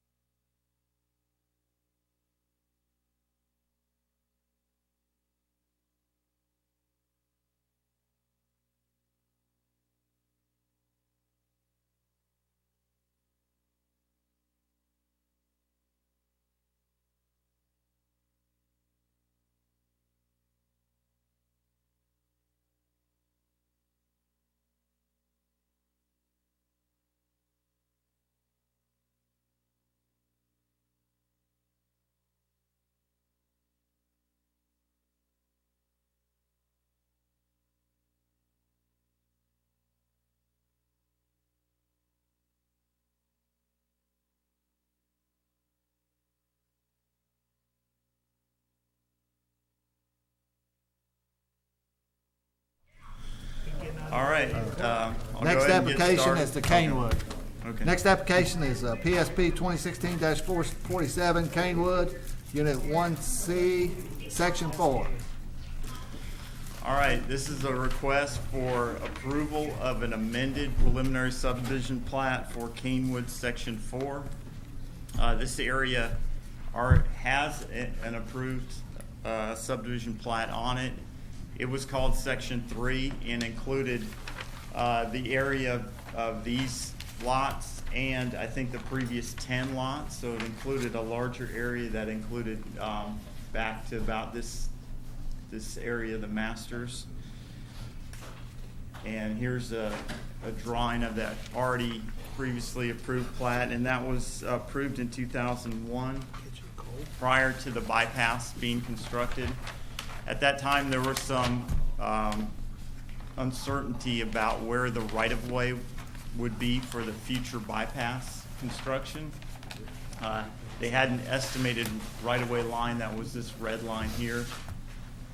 As a result of that, they only built a section of the street to about here, and they only platted about 10 of the lots in that section. And they left the remainder for a later date once the bypass was, right-of-way was certain and the bypass was constructed. Bypass was finished in about 2004, I think, and the right-of-way now is this line here, which pretty much corresponds. Okay. Pretty much about where it was shown on this plat, although it was a straight line shown in this plat. I think they had to purchase some additional area. But the right-of-way's been purchased, the bypass is in, and they actually put the sound wall in this 10-foot easement on the back of these proposed lots. There's also a tree protection easement that runs along the existing lots and was shown on the previous plat. So the request now is to come back and plat this final section of lots with a new lot layout reflecting the land that was left over, the remainder in that section. So the cul-de-sacs were shortened. There was a longer cul-de-sac, I think, proposed over here, and this was gonna, dead end farther up. Because of the land purchase, the number of lots in this section has been reduced. I think the remaining previous lots, I think, have been reduced based on this drawing from 11 to about 10 in this area of the subdivision. This area is zoned R1B PUD, which requires for a standard R1P zoning requires a certain lot width, an 80-foot lot width, a certain lot size, and certain setbacks. Because this is a PUD, there's flexibility allowed in the setbacks, typically in the lot widths, as long as the overall lot sizes are consistent and the density isn't greater than what would be allowed in R1B.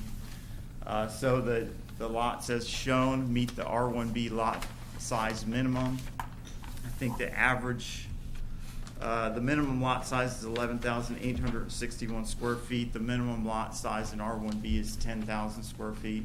So these are over the minimum lot size. The widths as shown, and we measure the widths at the building line, the widths are consistent with what was shown in the previous lots in the masters. And the setbacks are consistent in the front and the side, and the only request that we got along with this application was that we reduce the setbacks, the rear setbacks, from 25 to 15. We're recommending denial of that request with the exception of these two internal lots because this cul-de-sac configuration creates two double frontage internal lots. Houses on those two lots will either have to face the masters, which is the primary street, or face the secondary street. I notice typically when there's a secondary cul-de-sac, the houses built usually front that secondary setback, because of the length of this street and the fact that there's already houses constructed directly across, we're kind of recommending that the houses face the primary street. But in order to do that, and because of the configuration of this, when you have double frontage, you have two fronts, and then typically you have one rear, which is opposite where the front door is, and then one side.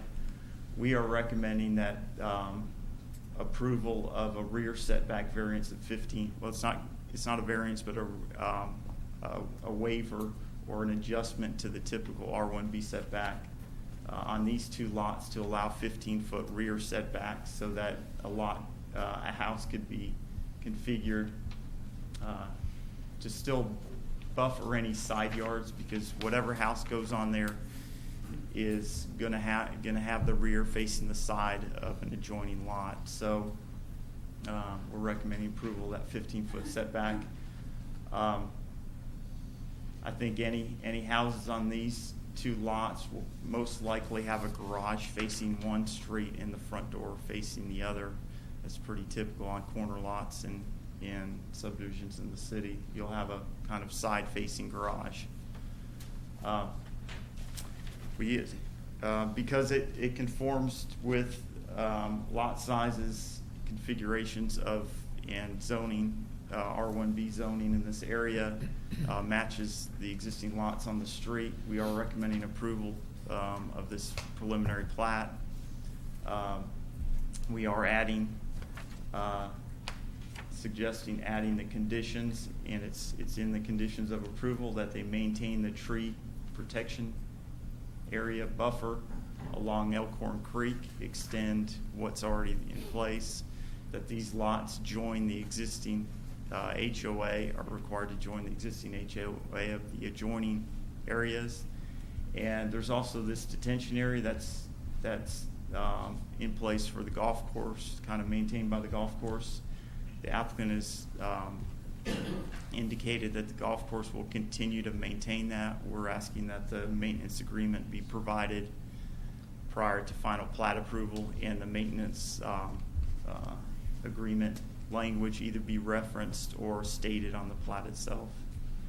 I think that's all the comments I had. As I said, there is this existing soundproof wall with a buffer already in place on these lots.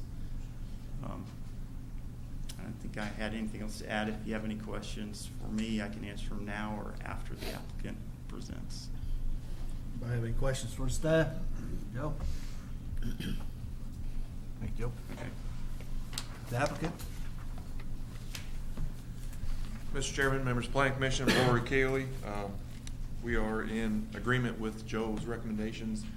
Request approval, and I know we have some opposition, so I reserve rights to comment.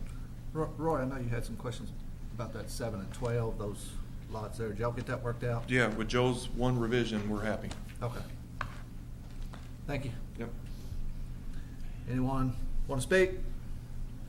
Mr. Bill?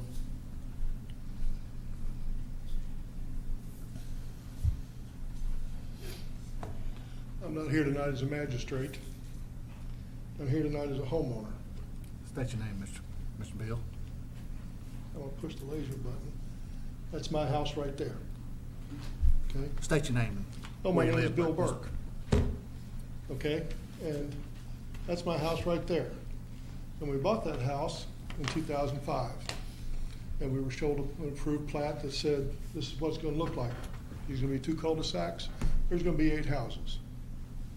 6 months later, I pulled up in my driveway, and I got a guy with a survey and stake standing in my driveway telling me the bypass is coming through. I said, oh no, you're all wrong. The bypass is going 75 yards the other side. They said, no, it's coming through here. So everything stopped. For 11 years, my end of the Masters has been a sewer for Scott County and the city of Georgetown. People go back there and they dump their trash. They dump their tree trimmings. They dump their unwanted pets. They park their cars back there.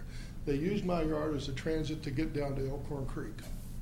The only saving grace was when they built the bypass, that all stopped. They couldn't get across the bypass. but we got a sound wall. But the sound wall doesn't stop the sound coming across the creek here. It doesn't stop the sound of the ridge right there. And there's a gap right there where the sound wall stops. Okay? So our life has changed quite a bit. Now, I'm well pleased that they want to develop this property now. But the thing I'm upset about, the thing I dislike about it, is we want to jam 10 houses in here where originally there were 8 houses. We want to change the setbacks so that those houses will be different from every other house in Canewood. Last October, the city of Georgetown passed an ordinance that said any new construction in an HOA would follow existing HOA guidelines. Canewood HOA has covenants that establishes the setbacks, that establishes what the houses are going to look like, that establishes lot size and everything else. And I don't think that this board can overrule that. I don't think this board can change that, and I don't think this board can amend that, however you can try. Again, the plot plans were for 8 houses, not 10. The entire factor for trying to jam 10 houses in there is not for feng shui or to make it look good or to make it, you know, mesh with the rest of the subdivision, but it's for long green. Okay? I don't have a problem with a guy making money off his property. I don't have a guy selling houses. I don't have a problem with a guy selling houses to make money. I do have a problem when 10 houses are going to be where 8 houses are supposed to be, and you want to change the personality of the entire neighborhood to do that. So to that end, I applaud these gentlemen that they want to finish the street. I would love it, because I dislike the garbage truck turning around on my driveway. I dislike people driving down the end of my street and dumping their unwanted cats and dogs. And I'd like to see the neighborhood finished, because it'll increase the saleability of my home. Okay? But I'm not happy about the fact that we want to jam 10 houses where there should be 8. Those houses on these internal lots, God knows what direction they're going to face, what size they're going to be, and what construction they're going to be. We have a minimum home size in Canewood.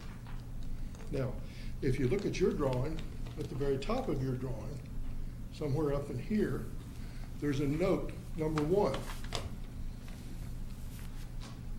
And I don't have it here in front of me. I believe it says that those homes in that area will be members of Canewood HOA. Okay, and if they're members of Canewood HOA, they've got to follow Canewood HOA covenants. They've got to be constructed the same way we build houses in the Masters. That's called the Masters. Canewood, the Bluffs is what we are, because we're in the bluffs overlooking the Elkhorn Creek. This tree border back here, okay, belongs to the National Wildlife Federation. Okay, there's nothing we can do to change that. We can't build on it. I can't hang a hammock back there. I can't, you know, build a deck overlooking Elkhorn Creek. So there's some restrictions on this property that need to be followed. Again, I applaud the developer. I'm glad they want to build homes. I'd love to see the neighborhood finished out, but not 10 houses. It needs to be 8 houses. And they all need to look like the rest of the subdivision with the same setbacks the rest of the subdivision has. Building the bypass through there shortened those lots. Building the bypass through there negated the opportunity to put the same houses on the same size lots that the rest of us had. So that's why we're changing the setbacks. That's why we want to change the back of the lot back, instead of 25 feet to 15 feet. That's why you want to change the setback and move the houses further up on the street. The bypass did that to us. The developer knew that when they bought the lots, that the bypass was there. Barlow Homes owned the lots and let them sit for probably 10 years with no construction. I believe Planning and Zoning also has an ordinance that says a street can't go unfinished for more than 1 year. I've been a dead end in the middle of a field for 11 years. So again, I'm thrilled. If I wasn't so old and decrepit, I'd do cartwheels and somersaults here for you, okay? But we can't put 10 homes on an area that was designed for 8 homes and then shortened. So with that, Thank you very much. Thank you, Bill. Joe, you got any comment on those? Unless you guys have any questions. Did anybody have any questions for Bill? No. Thank you, Bill. Joe, you got any comment on those? Well, I scaled the existing approved plat from 2001. It looked like approximately 11 houses in this area.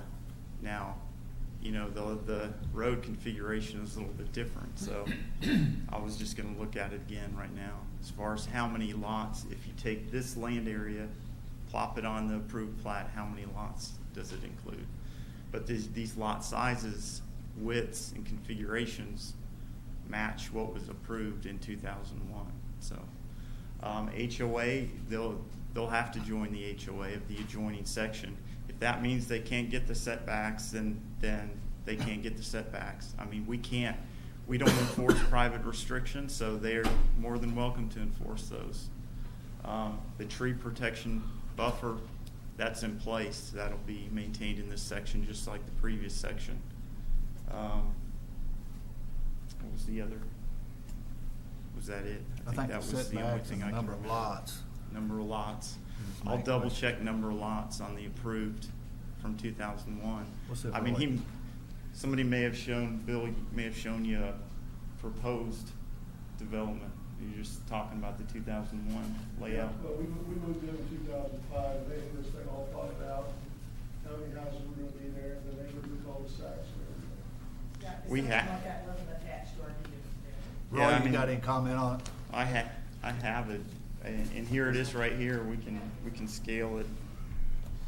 Let me add one more caveat. Come back up to the microphone, Bill.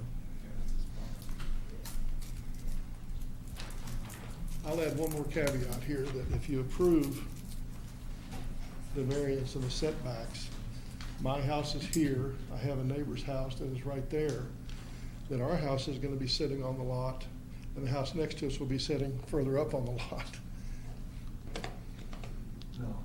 I'm not seeing a variance on any setbacks. You're not changing the Anybody setbacks. The front setback. Okay, I'll go through this. The front yard is still a 30-foot building line setback. The conditions that Joe have written tell us that the two corner lots will have their front doors, face of the house, onto the masters. The only difference we're going for here is that the rear yards, and in this case, by the front being on the masters, the rear yard of 7 and 12, that would be going to the left as we look at that drawing, to 8 and 11 will have a 15-foot setback. And that is just simply as an option. If you have your front door and you come in with the side entry, you're not going to want to have the garage. 7 and 12 are the corner lots, and the setback that is established to be 15 instead of 25 is the property line shared with 8 and 11. So this, as we were talking Monday, this is simply having your front of your house is on the main street, a side garage as far from the corner as possible, and that would be the 15 instead of the 25. That was the only non-standard setback that we were asking for, and that Joe's revisions spoke to. As far as on the street, they will still have the 30-foot setback next to you. The plan that we amended is the 2002 subdivision plan. August 2002, Sherman Carter Barnhart for this area, and at this point there was 11 lots beyond what was built and recorded. So we've reduced it by 1 with the addition from what was shown here. There's an angle where the sound wall comes, and I guess they flare it out for the bridge abutment stuff. So we lost, I don't know, a quarter of an acre or something back there. And that is our one difference from 11 previously approved lots to the 10 that we're showing today. I would agree that since 2002, there's probably been many different drawings and thoughts of how they'd finish this out. But as far as I know, this is the only plan of record that we're amending. Rory, would these houses still be built to the same? Yes, The size specifications, this applicant is Snap Hook. we recently did a plat to recreate this property, because with the taking, the golf course, the taking for the right-of-way, it was a remnant that was not defined. So we did a minor plat to create this acreage and get it established. And then Canewood LLC, which is going through right now and cleaning up all these remnants across the Canewood course. I think we've done 5 or 6 small cleanups plus the big lots in the back. So they're well-versed with the CNRs, covenants and restrictions. The houses will be the same size. They will meet all those restrictions. That's part of the deal as they sell this to these new developers. Snaphook is the first time I've worked with this person. And he's coming in and he's taking up several of these remnants here, trying to finish up the bits of Canewood. But it's the Canewood LLC that is finishing this up, and I don't believe that's Barlow directly. They were talking about. Okay. Does anyone else have any questions for Roy there? So you are absolute certain that what was approved in 2002 is showing, that plat is showing 11 lots in the same area? Yes. Minus. We'll get to you in a second. Yeah. As far as we know, this was the last approved plan, stamped by Planning Commission, August 30th, 2002. And that's the one that we went to the files and amended. I just scaled it, I came up with 11. Okay. Yeah, it shows the zone line on there, and that's what we used to establish where the existing lots were. Okay. What was your comment, Bill? Let's let Bill come back up. You can't say it's exactly the same, but Bill. the bypass wasn't there. Back to the microphone, please. We gotta get it recorded. It's difficult to say that it's exactly the same because the bypass wasn't there. The bypass is 70 feet across. There was a stone slave fence there. Now, on the other side of where the bypass is. Well, I think the discussion, my question is, Yes. is what I'm trying to get clarified, this acreage, that area right there, what was approved in 2002, regardless of where the bypass is now? That cul-de-sac is about half the size of the one that was approved in 2002. The cul-de-sac is smaller, the house has been moved forward on that same piece of property with the bypass there. With the bypass not there, that cul-de-sac would have been about twice its size, the houses would have been set further back. But that's in total relation to the bypass coming through and being constructed, correct? I'm sorry, repeat your question. That is that would be in relation to what was, so to speak, platted in 2002. Yes. Prior to the bypass coming That's through. correct. Now the bypass has come through, would it- and they've scrunched everything Right, down and moved it exactly. forward and said we have the same number of lots. Yeah, But exactly. yeah, you do have the same number of lots. The lot They're actually, configuration is much they're different. asking, correct me if I'm wrong, they're asking for one less lot than what was originally gonna be there. They may well be, but that cul-de-sac, again, is half the size that it was in 2002. But it was only one at that point, wasn't it? Or was it one No, or there was two. There was one Two. here, and then there was one over here. Okay. Okay, this is the way it was laid out, the one we were doing. Is there some way to get that on the screen? That's the plan, I believe, from what you lost from. Well, maybe corrected, but.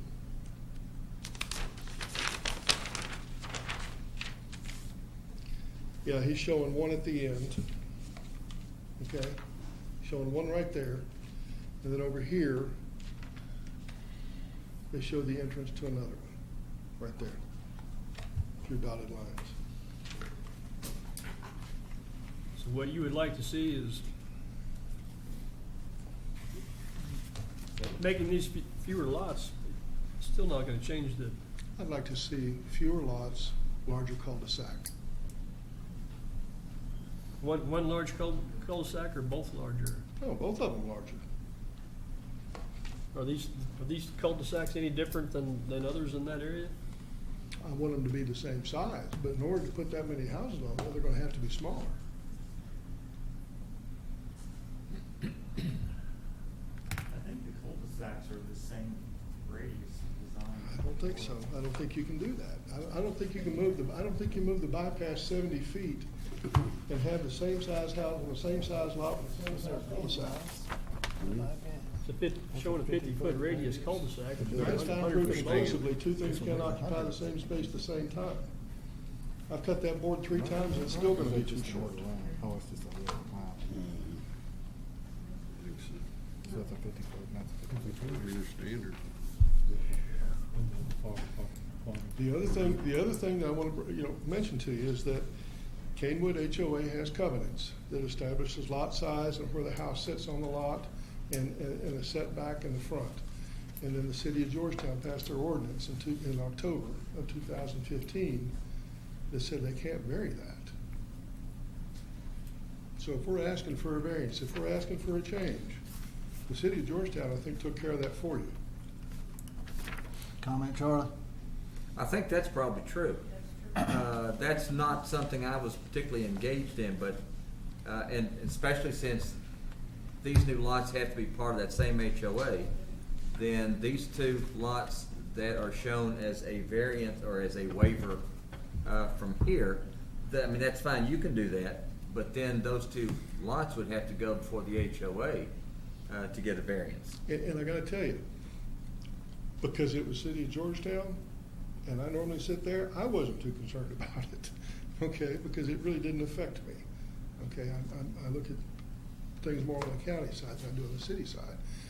But when this happened, and they started talking about passing an HOA ordinance, I'm very, very attuned to that because we have HOAs all through the county.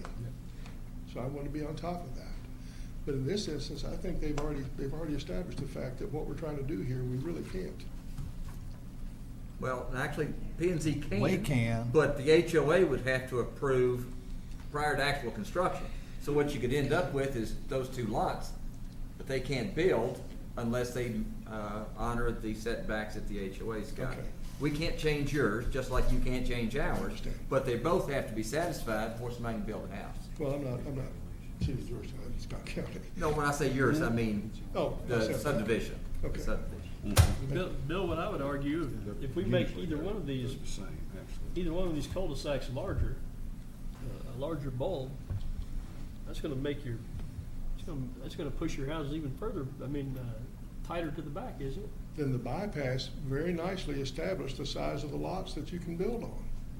And what we've done is we have taken the available property and tried to establish the same number of lots on a smaller space that we had in 2002. I don't think so, I'm not sure. But at the same time, you don't want that to remain undeveloped. Like I said, definitely do. I don't. Bill.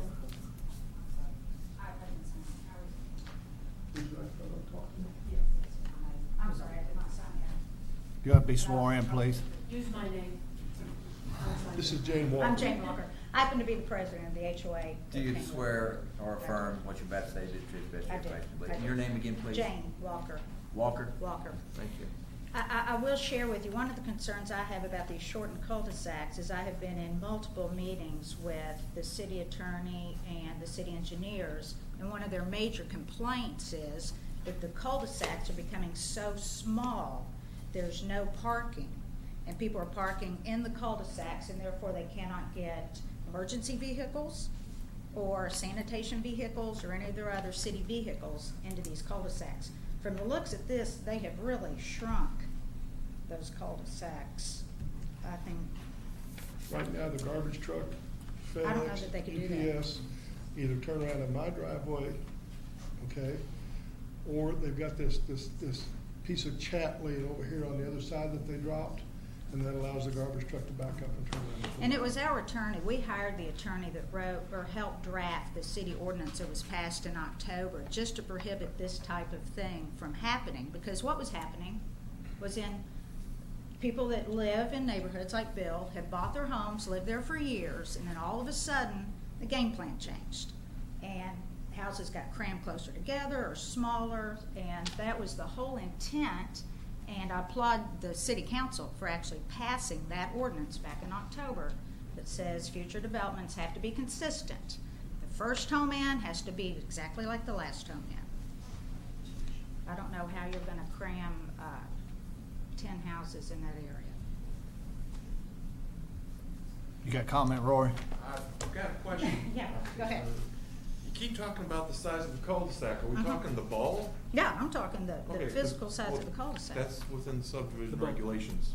But in our subdivision, there are different, this happens to be part of the bluffs. If you're looking at a cul-de-sac that's back in one of the divisions of the neighborhood where the home lots are smaller, they're different sized cul-de-sacs. You're not comparing apples to apples. If you're building a home back in the beginning of the masters where the homes are on 55-foot lots and his house happens to be on a 65-foot lot, your cul-de-sac has to be a different size.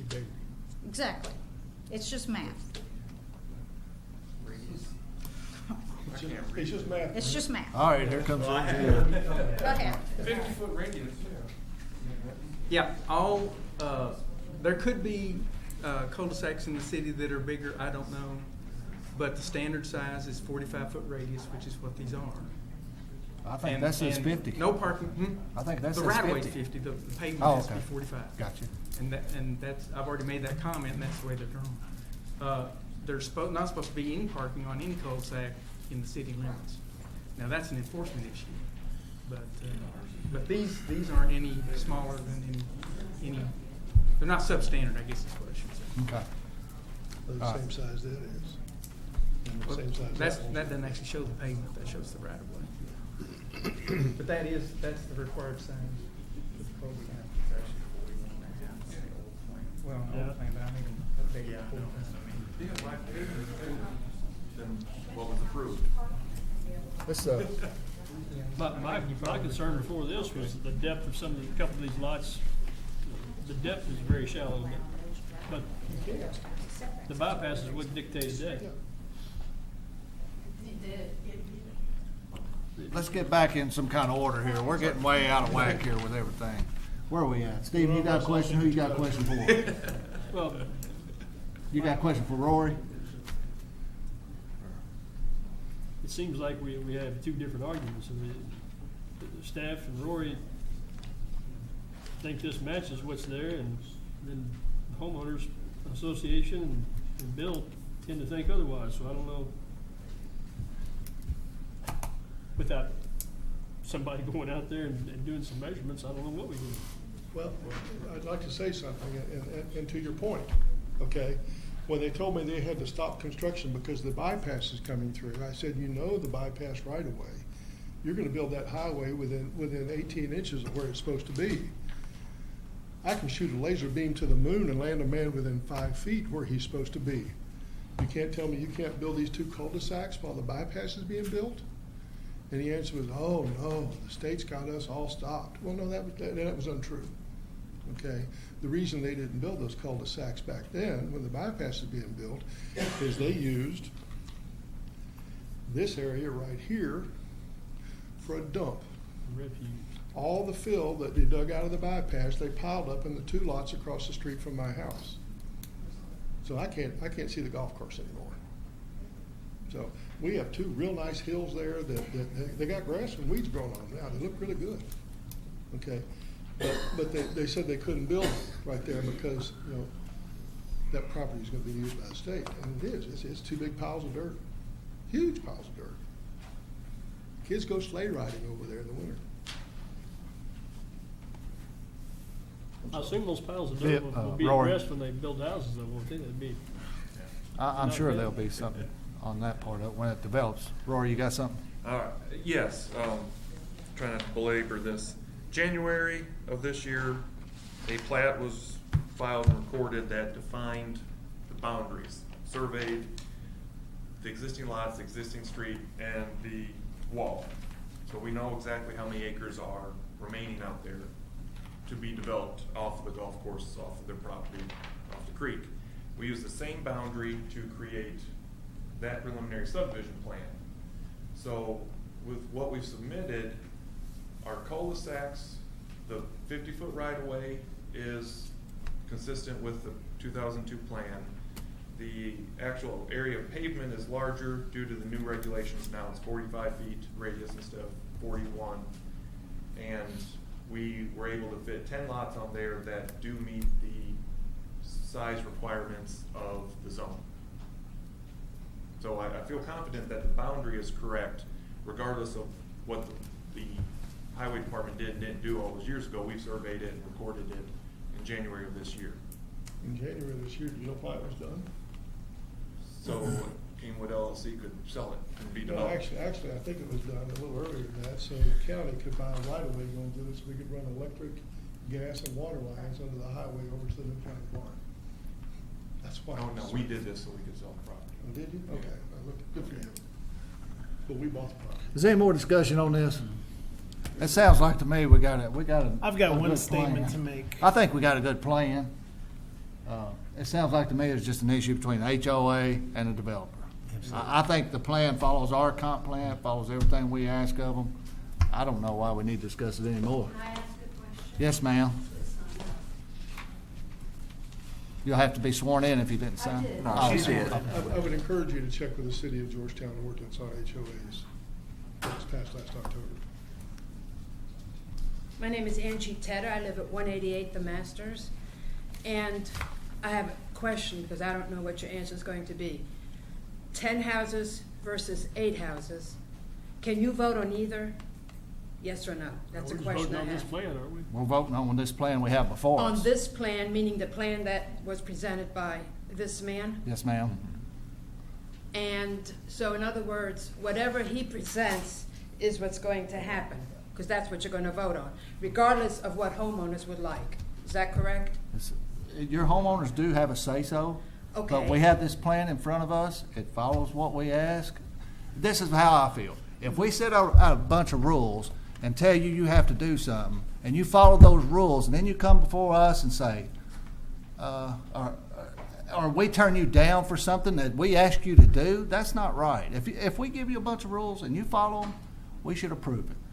But if we turn you down because this guy over here doesn't like the way it is, that's not right. You know, it's interesting, because I sure didn't like that bypass going through. And I sure didn't like those trees being chopped down and everything, and that continuing now. I probably with- didn't like you know, it either. I've been here all my and life. we bought I've that not liked a home lot of this thinking stuff. that none of that was going to happen, because we were I told agree. there was no bypass coming here. I agree, but who told you that? The realtor. Yeah. In Barlow. That's what we hear every time, the realtor. But it's realtor. the truth. The Otherwise, realtor. we wouldn't have bought there. I mean, you certainly know about the bypass in Canewood and what a problem that was. That was a problem. So I'm Yes, not the ma'am. only one talking about that. I'm just saying that all of a sudden, we've got the bypass, we've got buildings going on across the bypass, and nothing could be done across the bypass because of a bird or something that was in a tree. I mean, just dumb stuff. And now, I mean, are you a developer? I don't know who you are, whoever the person is. Okay, why can't we go with 8 houses versus 10? That's my question. I know what you've got in front of you, I know all that. If he would have brought us 8 houses, we'd vote on eight lots. I mean, Okay, that's just where's the person I need to talk to? right behind you. Well, who are you? Are you the developer? Yes or no? He's the engineer. He's the one that's All been right, is he the set in one that makes place. the rules regarding 10 houses versus 8? He Who's is- here that makes those rules?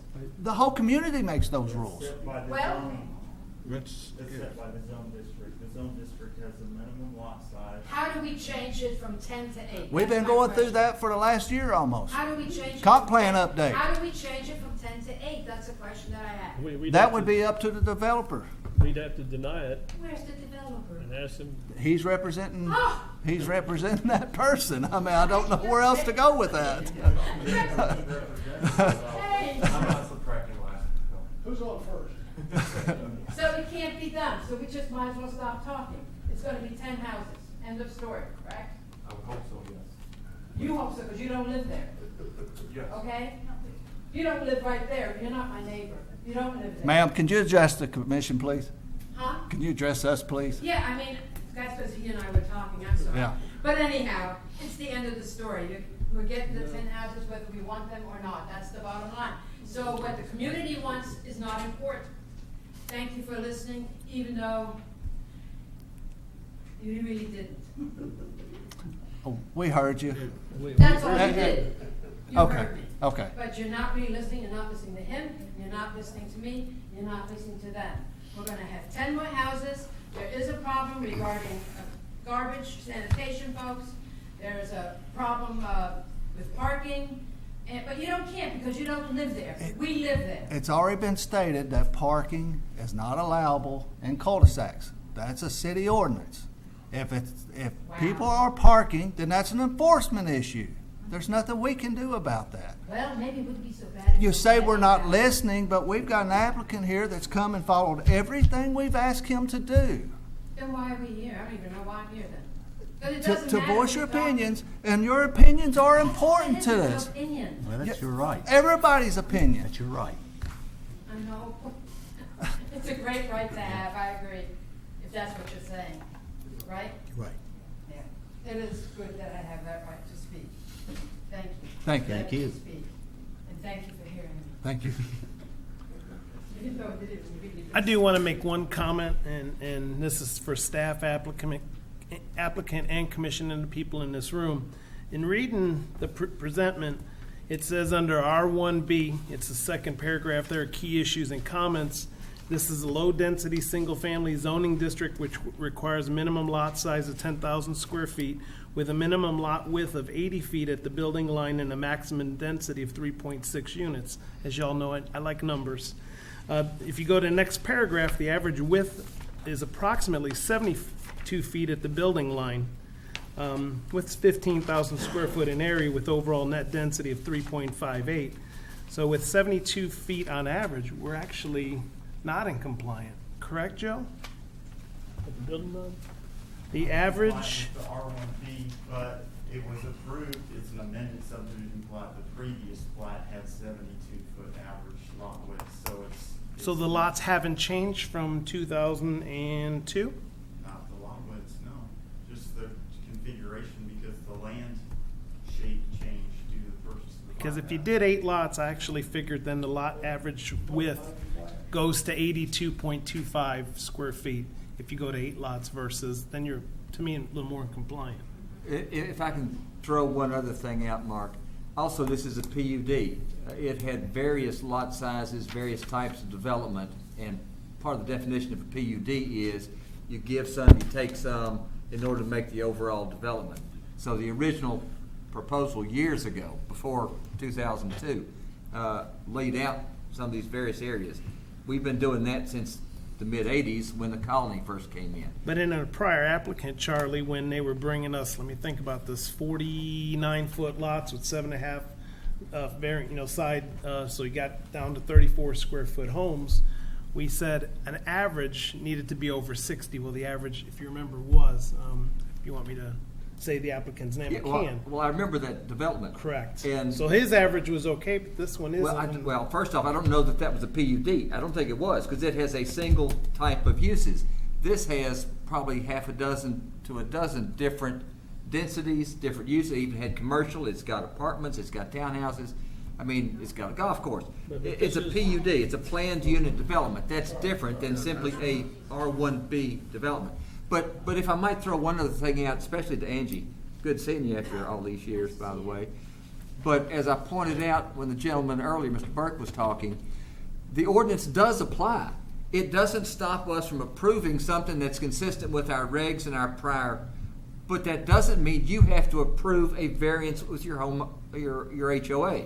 So it matches us, but if it doesn't match you, they can't do it.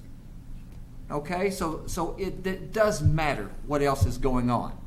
You know, we don't operate in a vacuum, neither do you, neither does Rory. Well, Joe and I do, but nobody else does.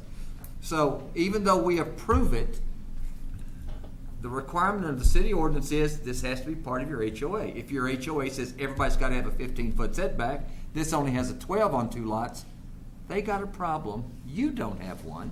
Do they have to go in front of you then? No, we don't do anything with HOAs. That's an independent private organization out there. That's who takes it up. That'd be Ms. Walker's organization, But we don't not want- us. That means it's a civil action and we're back, we have to litigate. I was gonna say, we don't wanna set them up for failure, do we? Well, no, we don't. No, we don't. But on the other hand, the law says we're not involved in that. So if we've got a classification and a plan that says 12 foot's okay, they satisfy us. We can't say, well, you satisfy us, but we're going to go enforce their standards. We can't do that. That's not us. We only have so much responsibility and authority, and you could fit it into one nice little list. This is on the outside of that. Now, I think it's incumbent on us to make sure everybody understands that, because we don't want to do things that catches people by surprise. But we cannot enforce HOA restrictions. HOAs can do that. The city has actually required them to comply with you, but it's to comply with you. It's not to comply with us, because our rules say they can do what they're asking for tonight. If you want to be comfortable, maybe don't grant those waivers on those 2 lots. That way it'll be consistent and clear what they have to meet, both with us and the HOA. Not because it's HOA stuff, but because we don't feel that's an appropriate thing to do. Which, quite frankly, they don't have an absolute right to get waivers of anything up here. Yeah. But it's not because it satisfies you guys, it's because that's what we think is appropriate. Because we can't enforce your stuff, just like you can't enforce our stuff. My question would be to Rory, if you went back and went from 10 lots to 9 or to 8, would you be any more likely to meet their HOA requirements? I mean, as they're spelling them out. It's going to be it's still going to be difficult. Well, let's start with, I don't have the covenants and restrictions. It's not your review, it's not mine either, as I leave these out for developers. Less lots, I don't know. I mean, the areas we have on the lots now are large enough to build homes of a similar size. So, I just wonder if we eliminated one lot and moved one bulb slightly out to the front, and I assume that these cul-de-sacs are large enough already if they're at 100 feet or 90 feet of pavement. yes, the cul-de-sacs are designed under current regulations with 45-foot radius. Stretching them deeper or making them run longer doesn't necessarily help, because then you're smashing with units that are up against the wall to make them even. No, I'm talking about shallower, drawing them in, and then these first 2 lots would have. Well, you make one shallower. You can make this one with a longer neck shallower, but the other one, you don't have too much. You don't have too much give in that one. I mean, lot 12 is squeezed either way. How do you make lot 12 bigger? Well, let me interject something. And don't take this as I'm siding with the developer or promoting the that evil guy over there, like you want to do that. But I think this is a fact. And I think Joe put it in his staff comments. The size of these lots is at least as big, if not bigger, than the others on the street. That's what it The looks lot width, and I just looked at the recorded plat of the existing lots, is 72.7 feet wide. So these are just as wide as the ones that are out there. So I don't want everybody to for some reason, think that this is all substandard to what's out there. It's consistent with what's out there.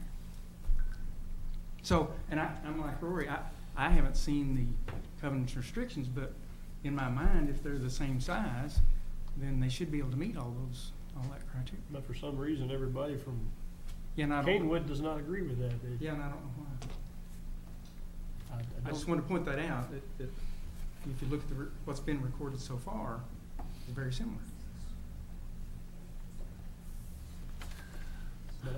Joe, on this lot 7 and 12, I wrote down it's a 15-foot setback from the rear. Mm-hmm. But where's the variance or waiver? I don't have any waiver. I don't have the in my waiver notes. either in my notes, Charlie. Anywhere. I mean, I got condition number 8 is lot 7 and 12 shall face the masters and shall maintain a 25-foot rear setback adjoining lots 8 and 11. Yeah. Well, I put it in the conditions of approval. Since it's a PUD, we allow flexibility in setbacks. So I just called it out in the condition rather than at the top. Titled But it's waiver. saying 25, and somewhere along the line somebody was saying 15. This is in his updated. But Charlie Are you mentioned saying it should waivers, be and there's no 15 waivers instead of listed Well, that was anywhere. part of the presentation. I hadn't read it someplace. That was part of the presentation. Are you saying it should be a 15-foot setback on those two those instead of a two. 25? Just, yeah, from 25 to 15 is what the request was. Or Yeah, was it's it? number 6 on the conditions. On Rear 7 and yard. 12, It was your rear yard, right? rear yard. Rear yard setback, you went from 25 I to mean, 15. you know, we kind of discussed, So then 6 is worded if wrong. the HOA has something 6 different. and 8. The thing about the lot count too, I don't know if this will clarify it, but the plat that was approved in 2001 or 2, approved in 1, maybe amended in 2, it approved 35 lots, 10 of which were built. This adds 10 more, so that's 20, that's 15 lots that went away with the bypass purchase. Bypass. So, I don't know if that kind of clears up where, you know, the number of total lots that were approved originally, they all, Yeah. you know, weren't built or weren't platted. Speaking for Bill, I know he probably would like to have this developed, but you got to be careful if they go back and think that they can't make money if this goes to 8, then they may not want to do it. Do you want to risk that? Or? Oh, I'd like to address that very much so. Right now, there's a shortage of homes for sale in Kentwood. Okay? If you build 8 houses, you're gonna sell 8 houses. If you sell 10 houses, if you build 10 houses, you're gonna sell 10 houses. The houses will sell. But you got the Question same is- cost in the infrastructure. The for question is, streets. the question is, how much money do you make off those lots? The next question you gotta ask is, what was the purchase price on that property? Because if you really knew that, you'd probably fall out of your chair. I think it was what, less than 40 grand? 30? I don't think that has any, That doesn't I don't matter. think that has any. I know that doesn't matter, okay? So- But I gotta tell you, if you're gonna sell a quarter-acre lot for $25,000 and you bought all the property for probably less than 50, you're still gonna make money. The question is, how much money do you make? Okay? The question is, how much money do you make? How do you keep the personality of the development, the personality of the subdivision, the personality of the property, of the homes on each side of it intact? Feng shui again, okay? You know, I mean, it's design it so that it looks like it was meant to be there. And I think if you do this, if you do what we're suggesting right here, it's not gonna look like the rest of the Canewood Bluffs. It's not gonna look like it was meant to be there. It's gonna look like something different. That's my contention. That's why I'm saying, let's not do 11 lots or 10 lots. Let's open it up, make it look like it's supposed to be there. They're still gonna make money hand over fist on it. Okay, I don't wanna sit here and tell a man what he can and can't do with his property, but let's be reasonable about what we're gonna do to the rest of the subdivision if we approve this. Okay, and in Joe's defense, he's got his rules, his regulations, he follows them, okay? He comes up here and says, yep, it meets all the criteria. But often, what we say is legal ain't always right. Okay, and to your point, Bob, you know, when someone comes up here and gives you a set of parameters, and you say, if you do this, we'll approve it, and then you don't approve it, I'm facing the same thing on roads on fiscal court. Roads that met the county standards in 2009 were turned down in 2009. And now we're being asked to accept them again. So I don't want to create a situation where we have to go back and right the wrongs of the past, or create a situation where we're trying to do what's best for a developer, what's best for a subdivision. Let's just do our best for the people. Okay? That's all I'm asking. I agree with you. Thank you. Rory, I still got questions on this 7 and 12. Okay. Are you getting a 15-foot setback off the rear or a 25-foot setback? It is going from 25 down to a 15 on the rear of those 2 lots. That's what was suggested. Yep. I don't think the staff report you have in front of you has that marked on it. Charlie's copy, I believe, does have the revisions. I think that's where the confusion's at. You need to also keep in mind that's a double fronted lot, which is why Why you ask doing for this. a That's reduction. something we quite often do on double fronted lots, because otherwise they're required to have the same setback on both sides. So that that really squeezes them on the lot. So Rory, if you can't meet the 25-foot setback, which their HOA says, what are you gonna do with those two lots? You gonna fight them, or? I have no idea. I didn't know I don't have the restriction here to know that that's what it is. I think to Charlie's point, he You just end up- used the word squeeze, Rory, and that's what we're doing here, is that we're squeezing homes and lots that aren't No, big my enough. point was double-fronted Double, squeezes. well, again, I mean. The building envelope, but you not that you we're look at- doing it. You look at that lot 12 Let's and. go in the right direction. Yeah, but you look at that lot 12, Charlie, and if it's got to face the Masters, you're going to have lot 11 that's going to basically be looking into the back window of a house that's not very far from the line. Then you've got 7 that's going to face Masters, and then 8's going to look into their back porch, and that just is going to be ugly. Right. And I would not want to live in either of those two homes. Somebody looking in my back porch, or some having to look. We got that all over town. I know. I mean, I know what you're saying. And We got look that where- all I over live on town. the end of a cul-de-sac too, and unfortunately, I got to look at her when I go outside. Well, she likes. I won't tell you who she her says is. nice things about you, Mark. She's got to look at me too, right? The lots meet the requirements.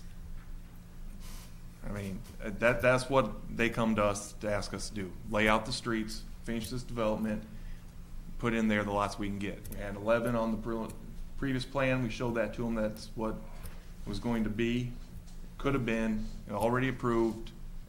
Those things don't expire. But- I believe they could have came in with those 11 with construction plans, because the preliminary plan was approved that way, and half of it had already been recorded. Well, they don't fit because you're asking for a Well, waiver. now then, the snap hook, the guy who was buying this wanted something bigger. The 11 was worse than this. When we had more lots, it was worse than that 12 lot. He said, take one of those out, make them bigger, which we have. All the lots are big enough for the ordinance. All the lots are big enough to fit a house of the required size on it. We're simply asking that if we're going to face on the Masters, to have the option that the driveway would be off of the cove and it could be further back from the street. But you are certain- Someone may want to have a front-facing garage. We're not limiting it. We're just trying to say when they come in with a unit, and if they would like to give you a front of a house and a side entry garage, that it would be able to be pushed back away from the intersection. But you can't say with certainty that you will meet the HOA's requirements, can you? No. And they're, Well, why would we want to approve this right now, though? Would you be willing to postpone it to make sure that you meet the HOA's requirements? no, because I meet your requirements. It's up to the developer as he goes forward as his building permit to meet those. And I It's gotta gonna think, overrule us, that though. they've been dealing with. No, it the doesn't agent. overrule us. We each have standards. Well, they should. That theirs are real, ours are real. We don't have the right to enforce theirs. They can't enforce ours. I mean, they're So we literally pass two different ours, and things. the next thing that happens is they'll have to correct this to be able to meet their plan. Well, and that very well may happen. That's their problem. All right. But that's not our problem. We cannot say to them, you can't do it if you, and if I might, Mr. Burke made an example a moment ago that in general is a very good example, except it doesn't exactly apply here. When the fiscal court turned down something in 2009, they're asked now to approve it again, and it satisfied back then. Fiscal court's got the absolute discretion to take roads or not. We don't. If they approve, if they give us something that meets our regs, we don't have that discretion. So that's a different animal. I was just using that as an analogy. Well, I know, and it's a good analogy, but it doesn't. Please call me Bill, because only state troopers and Catholic nuns call me Mr. Burke. Well, and I'm not inclined in either direction. Okay. Call me Bill. All right, so We're good. Bill. But that's why that really doesn't apply here, because we don't have the discretion to adopt a regulation and then say, but we're not going to stick to it this time. We're going to say, no, you can't do it because we just don't like that. That we can't do. Now, but again, you don't have to approve a waiver No. because they don't have they don't have a right to a waiver. We do that quite often on double-fronted lots because that's a problem with double-fronted lots because there's somebody looking in the backside. They get squeezed with two front-back setbacks and front setbacks. So that's a common thing to do. I mean, we literally do it hundreds and hundreds of times. If that were the case, we would have to review not only everything that we have to meet the requirements of, but then we'd also have to look at every subdivision's covenants. I understand that. And we can't. Here's the dichotomy we're faced with right here, folks, is you are a joint city-county entity, okay? And the city has passed an ordinance that says they must build according to HOA standards. So I don't know how that affects you, but if it's a city ordinance, and you in fact are represented by half of the city, I think it would have some bearing on the decisions you make. Well, it really doesn't, because that means the developer has to meet your standards. The developer has to meet our standards. Okay. In this case, the again, I don't have it in front of me either, but I'm assuming that you're correct, and that your standards in this instance are greater than ours. Well, we can approve it, but they've got to understand that they've still got to go through your process, or else they don't have the right to do that either. And please, don't get me wrong, because the day all those houses are finished, I'll be doing cartwheels in the middle of the street. I'll be thrilled. We're still waiting for you to do something out here. We've got to approve it, and you'll have to take it up with him and overrule it. Yeah, no, I understand that, okay. But the point I wanted to make was, you know, in fact, that does not meet HOA standards, and it doesn't meet the City of Georgetown ordinance. And so we're gonna have some issues with that. And here's Jack, Jane because I right think here. you're confused. The city ordinance does not only pertain to inclusion in HOA. I don't know if you guys have read the city ordinance. It was passed in October. It's a document that insists that everything developed after the fact also pertains to all the setbacks and everything. That's not just the HOA laws. That's what's in the new city ordinance. And that's fine, then it applies to them. But we have our own regulations So we that have we two are. governing bodies that have two different sets of rules. Yes, and Right. just like That's all any I time, need to know. when Well, you've got actually- two sets of them, the more strict is the one you got to be more careful with. Actually, Charlie, didn't the city adopt our comprehensive plan and? Oh, sure. our stuff Which is in again there? why we have our regs, we have our ordinances were adopted by the city and county too. It's So- just, it's so they're two kinda separate contradictory. agencies. Again, the comprehensive plan is a joint city-county thing, and these houses, at the end of the masters, are in the comprehensive plan. I'd like to make a motion instead of just going back and forth. I'd like to make a motion to decline the applicant because I'm not willing to grant a waiver. Motion by Mr. Solsky for denial. I'll need a second. On that premises, I will second it, just because of the waivers. I feel, obviously, our engineers know a whole lot more about this than we do. I'm understanding, obviously, I know that the cul-de-sacs are gonna be built to standards in the lot widths, whatever, I'm fine with. It's the waiver I'm not.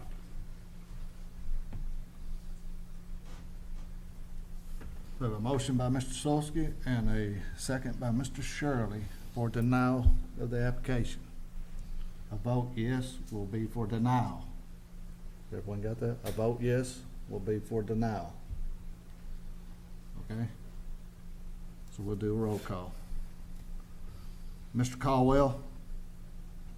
Yes. Denial. Mr. Cannon? Yes. Mr. Moran? No. Mr. Solsky? Yes. Mr. Smith? Yes. Mr. Shirley? Yes. I vote no. So, the application has been denied.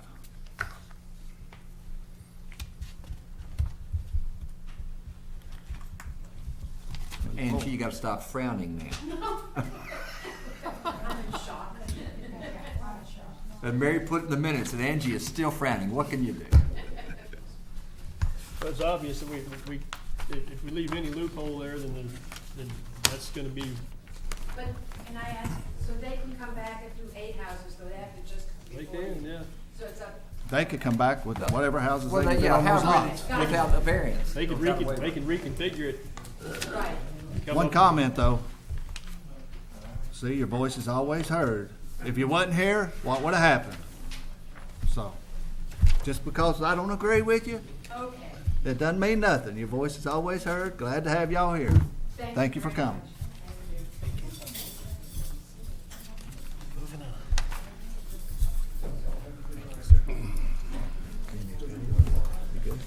Hmm? You good? You need to go? I would like to get through Bevins, then I'm out of here. That's the next one. Next item of business is ZMA 2016-48, Bevins Rural Residential Zone Change and Subdivision Plat. Is this a zone change? This will be a public hearing. The property in question with this application is currently zoned A1. The applicant is requesting the property be rezoned to A5. It's located at the northeast corner of Ironworks and New Coleman Lane. The surrounding zones for this project site are mostly A1, which is our agricultural zoning. There is one B2 or highway commercial zone property that sits to the north of this property. It's roughly 53.5 acres in size.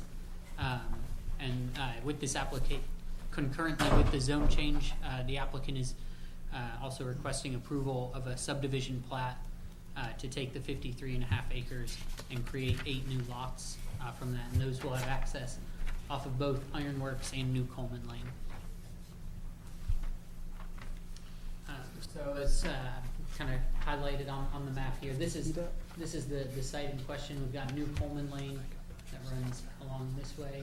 We've got Ironworks Road that runs here. And basically this is the project site. All these properties surrounding, as I mentioned before, on most of the sides are zoned agricultural, with the exception of this B2 zone property here.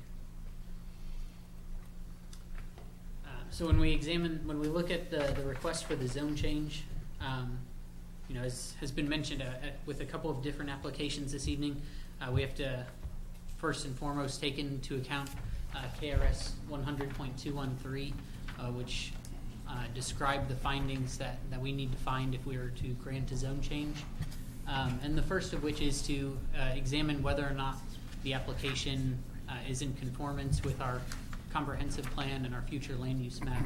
And you know, when examining this property, the future land use map designates it as agricultural property.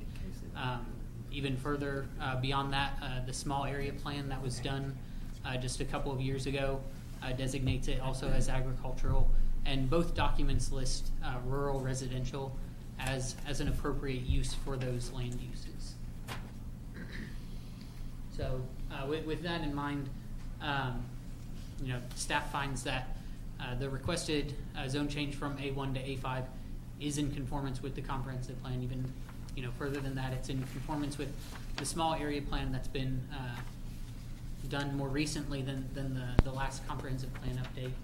And so we find that part 1 of KRS 100.213 has been satisfied, and so we don't really need to consider parts A and B, which would be further, I guess, scrutiny. So I guess before I get into looking at the site plan, I just want to make it clear that I am recommending approval of this application to change or to recommend a zone change to fiscal court to change the zone from A1 to A5. When we look at the site plan for the project site, you can see the lot layouts here. We've got lot 1 and then 2 through 5 down here, and 6, 7, and 8 are located here. And I'll just kind of start by going over some of the features of this proposed plat. So the entrance for tract 1 is located up here. It's an existing entrance. Tract 2 has also an existing entrance that they're proposing to use. Tracts 3 and 4 will have new entrances created, and they'll be side by side, and that's to, you know, sort of reduce the number of entrances that we have along New Coleman Lane. It'll also help with some of the sight distance issues, so you don't have to drivers on the road won't have to worry about entrances at 300 feet exactly as you go down the road. I'll come back to track 5 here in a second. You have a similar almost shared entrance or side by side entrance feature here off of Ironworks Road for track 6 and 7, and then there's adequate distance between those entrances and the entrance for tract 8 here. For tract 5, there is an existing entrance sort of out of the corner of this intersection that serves a mobile home that is hard to see on the screen, but it's actually this rectangle right here. That's existing. The entrance there has been in existence for a number of years. It's grandfathered in. And the applicant has stated that once that mobile home has been removed, this entrance will no longer be used, and they have marked a proposed entrance for that track that's just on the north side of where Yarnalton Pike intersects with Ironworks. So all the entrances meet our requirements. One additional feature that I wanted to point out on the plat, the applicant has shown the tree preservation area that we require with the A5 zoning district. We require that all the areas where the A5 zone is adjacent to the A1 zone, that we have a 50-foot tree preservation area, as well as a fence. There's a fencing requirement that goes along with it. The tree preservation area, I guess, has two parts. It needs to have trees planted in it that I laid out in the staff report. Those need to be spaced 40 feet on center, and it can be a mix of deciduous trees and evergreen trees. The tree preservation, I guess the second part of the tree preservation area is that none of those trees then can be removed or really, I guess, and probably not even pruned, but I would have to check the language on that, unless there's evidence that a tree has died or it potentially has a disease or something of that nature. The fencing would also have to go along these same boundaries where it adjoins the A1 zoning district. And that's sort of to prevent, I guess any refuse that might be associated with the more intense residential use from getting into potential ag land, possibly harming livestock or damaging crops. So the requirements for the fencing is that the fence have posts spaced 8 feet apart, have 16-foot plank boards across the top, and that the body of the fence be number 9 diamond wire mesh fencing, or I think it says it can be something similar. I have an example later in the presentation of sort of what that looks like. So as far as the subdivision plat, it meets all of our requirements. It's showing the appropriate setbacks for all of the lots. The entrances meet our requirement. They're showing the tree preservation easement around the outside. There's one thing that I've overlooked a little bit when initially reviewing, but I'll talk to the applicant's engineer about before the final plat is approved. Is there is, I believe, an overhead utility easement that runs along here that'll need to be shown on the final plat. It shouldn't impact whether or not any of the lots are buildable. There should, even without accounting for that easement, there should still be enough buildable area on particularly tract 5. So I don't foresee it being a problem. So I talked about the layout somewhat, but just to go into a little bit more detail, the smallest lot that they're proposing is a little over 5 acres. The largest lot is almost 11.5 acres in size. The setbacks for the A5 district vary a little bit from what the A1 zoning district has. All the primary structures need to have a 50-foot setback from all property lines. However, the A5 district does give a little bit of flexibility for secondary or accessory structures. So if you have a shed or something, it can be a little bit closer to a property line than the A1 zoning district would allow. As I said before, adequate access points have been shown on the plat, and the access for track 5 will change once the existing mobile home has been removed. New Coleman Lane is somewhat of an issue. The proposed plat shows that the paved area is only 15 feet wide. County road standard is for the paved area to be 18 feet wide at a minimum. So the applicant would be responsible for improving their half of New Coleman Lane. for the distance that their property adjoins New Coleman Lane. So in order to get their half, they'd have to widen the paved area by about 1.5 feet, and shift the ditch and things like that over an appropriate amount as well. Looking at the length of property they have there, it comes out to a total distance of, around 1,700 feet of a roadway that would need to be improved. I already covered the perimeter fencing and landscaping on the previous slide. I'll kind of skip over that one. This is sort of an example of the style of fencing that we require. The only thing that's not, I guess, standard is this middle post isn't required by our ordinance. But this style of mesh, and then you've got the posts. This is one I actually went out and measured. The posts are in fact 8 feet apart, and the plank boards are in fact 16 feet long. If I can get it to the next one. Okay, there we go. So this one, kind of like the risk property earlier this evening, there's sort of two things that you'll need to vote on. The first is the zone change. I'm recommending approval of the zone change from the A1 zoning district to the A5 zoning district for the entire 53.5 acres. And then the second thing that you would need to vote on is the preliminary subdivision plat, which I'm also recommending approval on. I have these the conditions listed here.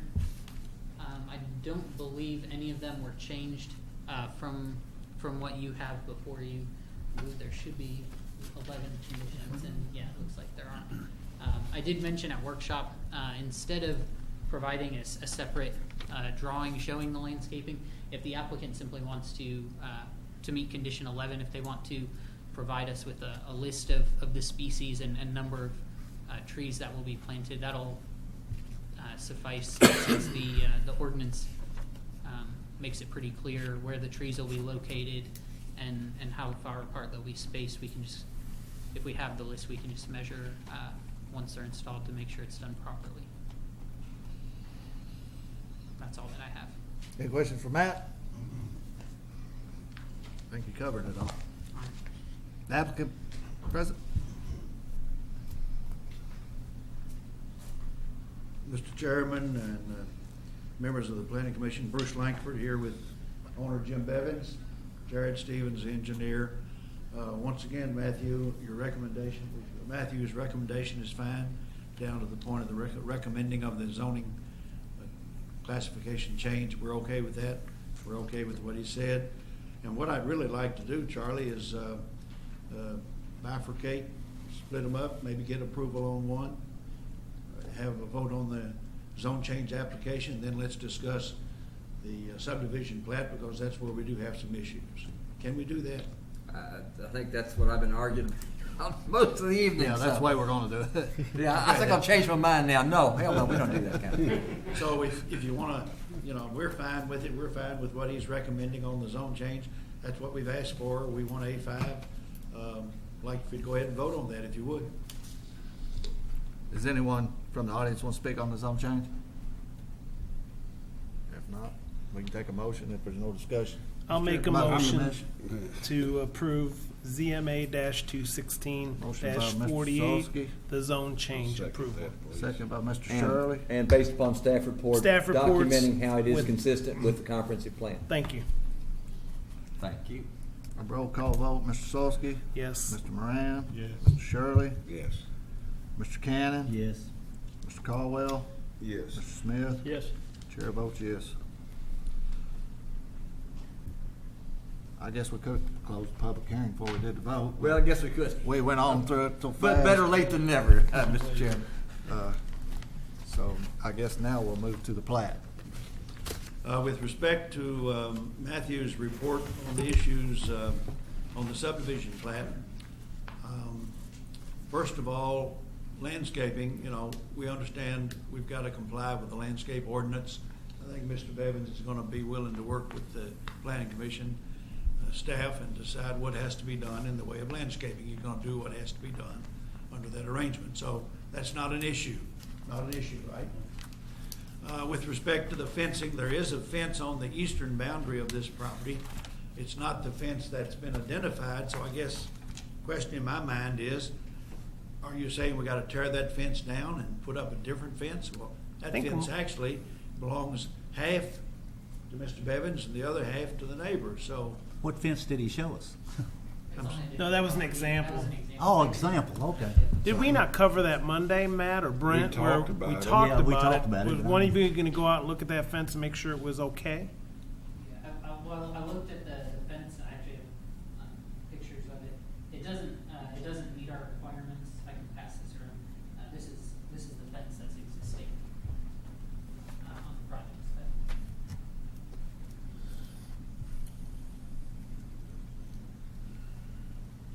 Do our requirements allow for, if the neighbor is willing to waive the new fencing? I mean, is that the? It doesn't have any language about that. It's stated as a requirement for the A5 zoning district. I mean, I would assume if, do you have some neighbors that would be willing to waive that, or that did? We wanna leave the fence like it is. It's a fence. It's been there for a while. It is an old farm fence, but it's a good fence. Been there a long time. Yeah, Pete Wise owns that property, so, and Pete raises, I think he's got corn on the property right now, so what we're fencing in and fencing out, I'm not too sure. So, but half belongs to me and then the other, and you're familiar with farm fencing, half would belong to one and the other half would belong to the other property owner. That's correct. Is Pete fine with that, Jimmy? I have talked to people. Yeah, I'm sure he would be, but. So we'd like to leave that like it is. Yeah, I think the issue usually comes up when there's a bad fence to start with, and the farmer's in need of a new line fence, but. Joe, if we there's no need. If we would get a letter from the neighbor saying that they were both okay with the fence, could we then move forward with a waiver? Or Charlie, maybe that's a question more for Charlie. Sorry. If I, number one, I think that's certainly something we should have in the record. But number two, if the fence is there as we've had in the past on occasion, it's dilapidated, then I think we need to be requiring what we require.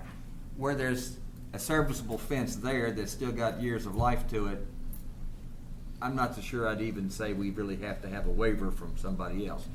If it is comparable, I mean, I don't know, maybe this just doesn't have the bar across, the plank across the top or something, I don't know. But if it's a good fence and it's gonna be there for a good while, I think we can just waive that.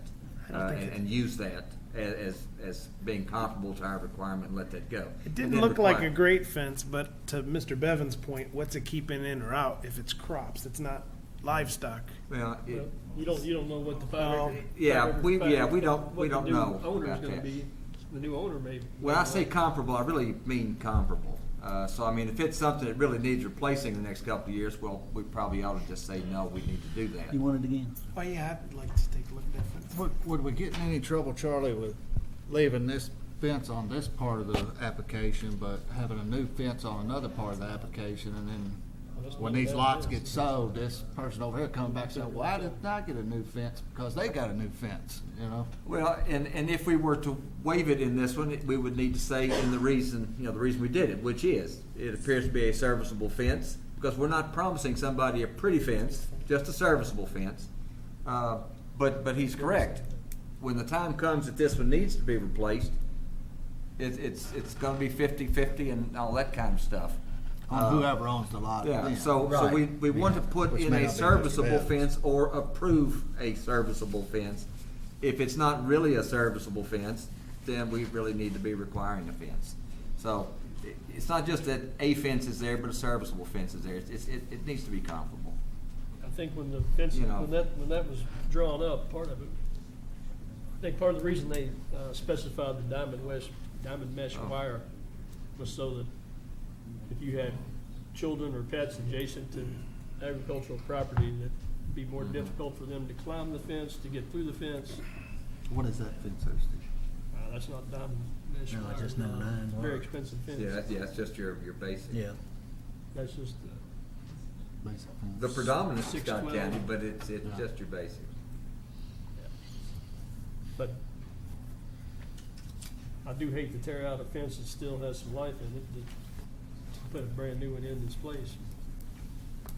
I hate to see this cropland go away too. I wonder where I've heard that before. What'd you say, Mr. Jones? I said I hate to see this cropland go away too, but I wonder where I've heard that before. But it's still 5 acres, so that's a farm. That's our request. We wanna, we Is that the wanna only? waive that. Is that the only one you had? Is the fence? Well, there's a fence in the other area, yeah, that'll have to. I mean, is that the only objection you had on the? No, we need to talk about the widening of the road. Okay. Now, there are, according to this drawing, there are 4 entrances on Coleman Lane. 3 of them are already there, at least there are 3 there now. So we're gonna, that's 1 in the corner and 2 along the roadway.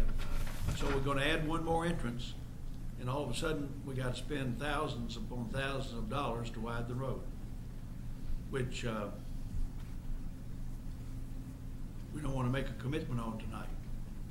So we'd like to have this plan approved without that requirement, simply because it's above and beyond what this plan does. Puts in 1,700 feet of new roadway along that side at an exorbitant cost. He has an estimate $28,000. And we're increasing it by 1 entrance. So that's the other issue. That's the biggest issue, of course. Is there any plans in the works to widen that road at any particular time? Does anybody know? I would doubt that very much so. Mr. Hunter, could I speak to that? Sure. I'm Kyle Fannin, pastor of Bluegrass Baptist Church. We saw you guys back in May.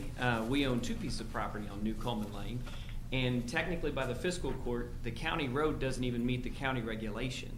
And so I can't quite figure out why a landowner is being forced to pay for the improvement of a county road up to the county's own standard when it's a county road. Because if we develop our 18 acres, then we're going to have to do the same thing. Additionally, that road is not going to be just widened to one side, it's going to be widened to both sides, which means easement from us is going to need to be purchased, or some sort of arrangement is going to be come to. We're very concerned that the county's not wanting to widen this road. So that's why Mr. Bevins didn't ask me to come tonight. Nor did Mr. My Lang. suggestion to that would be the county's not the one wanting to develop the property. Well, and I agree with that, but there's county residents that drive that land. When the state came in, they improved New Coleman to a point, and it is a county road not up to county standards. So the point to the Planning Commission is, you're asking as a requirement a private citizen to improve a road that the county itself knows needs to be improved. And unfortunately, Mr. Burke left already, or he probably would be amening me at this point. The point is, on the Planning Commission side of things, you're asking a private citizen and developer to do what the county should have already done. I mean, to bring that up to county grade, he's going to have to gut that entire road, take it down to base grade and build it up. And that $28,000, we know, because now we're looking to build on the 3-acre property on the front. That's expensive. We're going to have traffic on that, and it would be unfair for me as a private citizen and a pastor of a church of community in the community to drive on the road he's going to build. You're asking him to build a county road. That just doesn't seem right. The other concern I have as a next door neighbor, and I don't want to jump you, is we have a master plan of that 18 acres, and one of the entrances comes out right near where one of those lots is. We've already submitted our preliminary development and the master plan of that on the 18-acre property. So those are just our concerns as good neighbors. We think it's great. I love zone change. I love the fact that zone change is going on down there. Too bad it didn't happen for us, but I'm glad for Mr. Bevins that it did. You bring any members with you? No, that's tomorrow, fiscal court. So summarizing, we're okay with the landscaping. We're going to have to comply with the ordinance. We don't want to pull the fence out on the eastern boundary. We think it's serviceable. We'd like to leave it there. And we don't want to have to widen the road for one additional entrance. It seems like it's an extra burden on Mr. Bevins in order to get his plan approved. So we'd like to get that waived also. It is a difference. Matt, Go ahead. can I ask you a question, please, sir? Because I know we've been through this before, but I don't remember specifically how our ordinance addresses what we're talking about as far as the developer widening the road. Just refresh our memory, please. Exactly what's the deal with that? I don't actually know which, I assume it's in the subregs, I don't know which Yeah, part it's that's in the subregs, under sufficiency of infrastructure. So anytime you develop along a county or local road, a county or city road that's undersized, that doesn't meet their road standard, you have to improve it along your frontage, because you're gonna be accessing it, you're gonna be using it with your development, it's gonna serve your development, so it's under the requirement for sufficiency of infrastructure. I remember And which then- one it was now. It was the yeah, Welch. As it's improved by the developer, then it's turned over to the county or the city for maintenance. So they'll maintain it from then on. And we've done that consistently all over the county. Yeah. Yeah, I mean, And yeah. that would be the same as a developer building city streets, and then he's got to build them. Yeah. And then he turns them over to the city after they're inspected and improved, yeah. But to that point, this is an existing road. He's not building new Coleman. It's already there. But he's developing on that road. He's That's where developing this one comes house. into, now, Your own house, Mr. Shirley, you're developing is gonna use that road. Before lots. Come back up to the microphone. But to that point, your own house, the house that you're building directly across on Ironworks, that person that's living in the house you're developing and that Paul Haddix is developing, they're driving New Coleman. When they get into that house, they move into the house you're building. That's a county road. It's not like Mr. Bevins is running a new road. It's not like the issue that's going on in Coal Ridge and Ridgeview. This is already an existing county road that was improved halfway when US 25 was improved, because state money paid for it, by the way. But the county refused to improve back to Ironworks because there was no house development. But we are now looking at him developing New Coleman Lane because of all the development going on Yarnellton, on Ironworks, on the south side of Yarnellton on Ironworks. That property is for sale. It's going to come to you as A5 as well if it hasn't already. All of this is going to be developed, and what you're asking is one developer to bear the burden. Look, if it was us, the reason I'm so concerned is I have no idea when we come back now 5 years from now and develop our 18 acres, what other things we're going to have to do. And so this is a very important issue for us as we look at spending our money, as I watch another person spend his money. This is a county road that is by their definition substandard.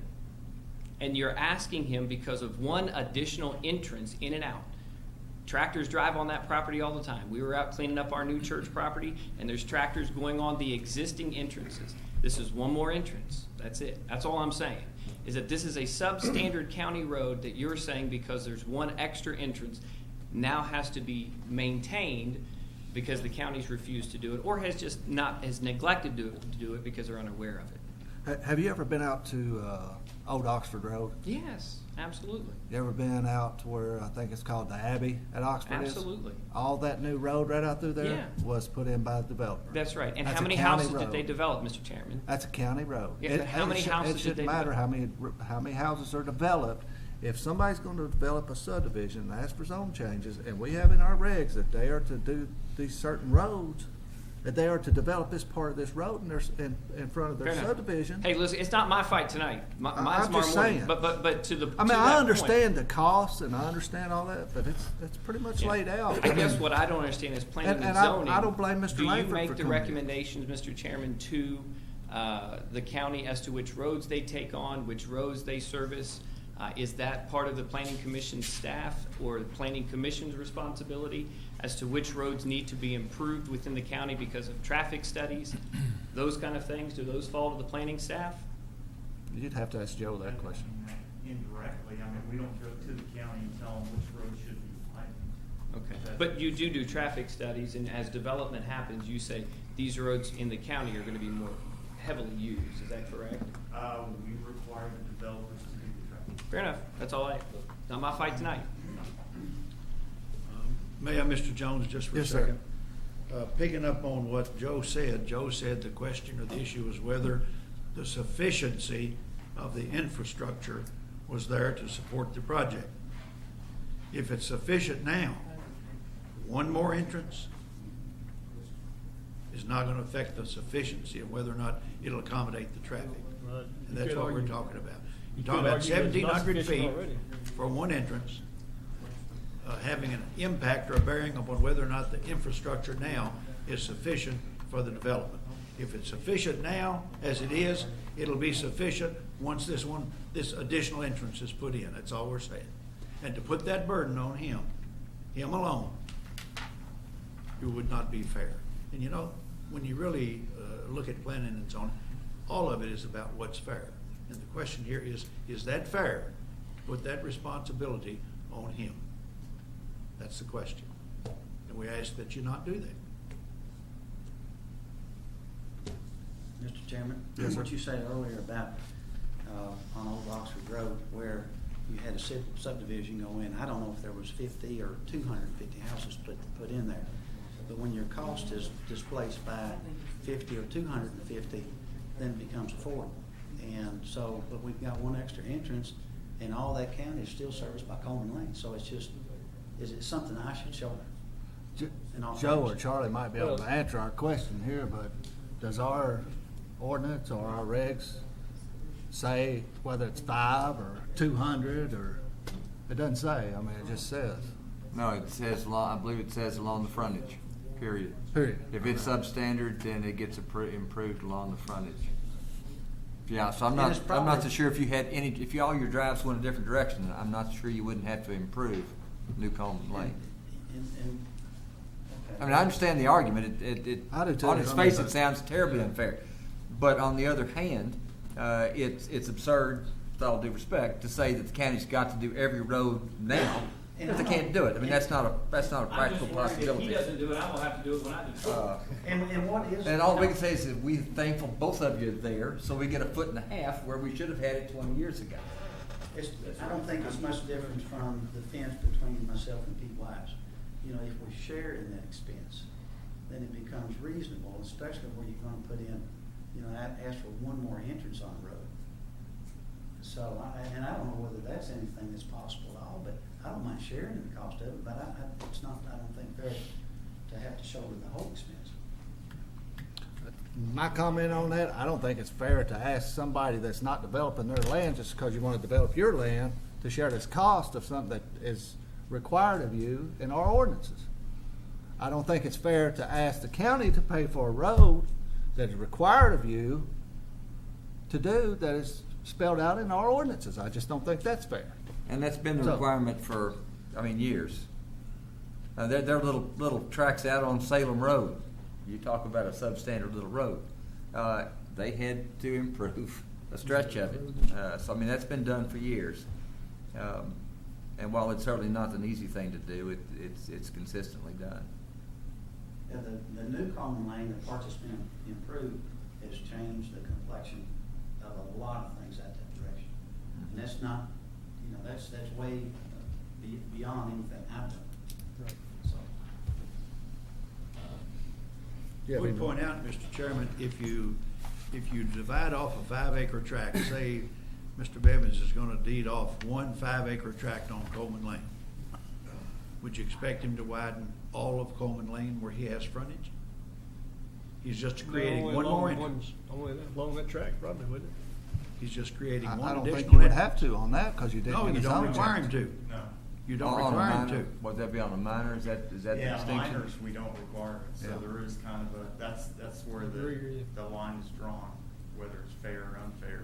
Once you develop a major subdivision, have to go through planning commission, have frontage, and on an undersized But the other side of county this- road that you're using as access, that's when it kicks in. If you're one of the people buying one of these 4 lots that's gonna front on Coleman Lane, don't you deserve to have a 16.5-foot road instead of a 15-foot road so that when you meet people, you don't have to get off in the ditch?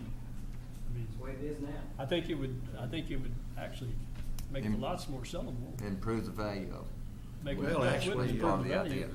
Actually, probably make the homeowner even happier if you put 4 or 5 feet on there. But that's not what we're Is talking that, about. are you volunteering for your client? That's not what we're Saying talking 16 about. and a half is a You're lot gonna put better a than turning 15. lane in there? Well, we're talking 1.5 feet, and then we're talking 1.5 feet on the other side, total of 3 feet. this 1.5 feet, it seems to me like it's an overreach on the part of the planning commission to say, oh, now he's going to subdivide off and create another entrance, even though it's agricultural subdivision property he's developing into agricultural lots. So, good opportunity, we'll get him to widen the road. We may not have another chance. Is that fair? That's what I'm saying.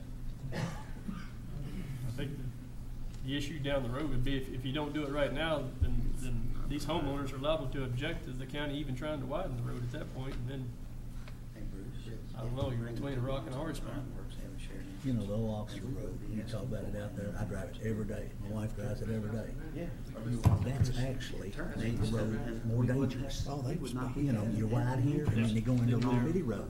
I mean, it's, Let's pose this, may I pose this question? Yes, sir. Yeah. Go ahead. If we reduced the number of entrances on Coleman Lane, if we reduced the number, would you still expect him to put this additional 1.5 feet on Coleman Lane?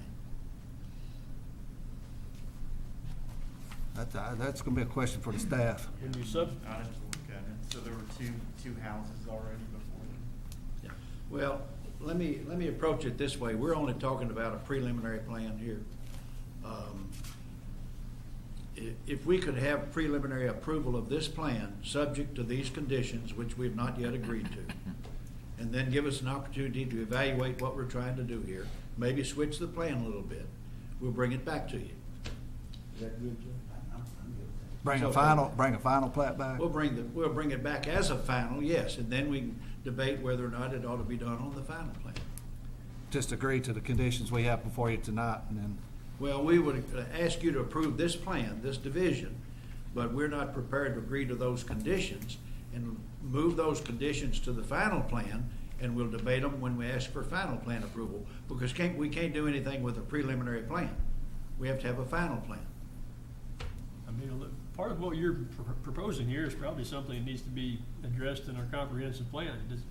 Does the county need to take care of widening roads, or do they need to be widened as they're developed? Well, see, this application for the zoning will go to the county. We'll have a chance to discuss it with them.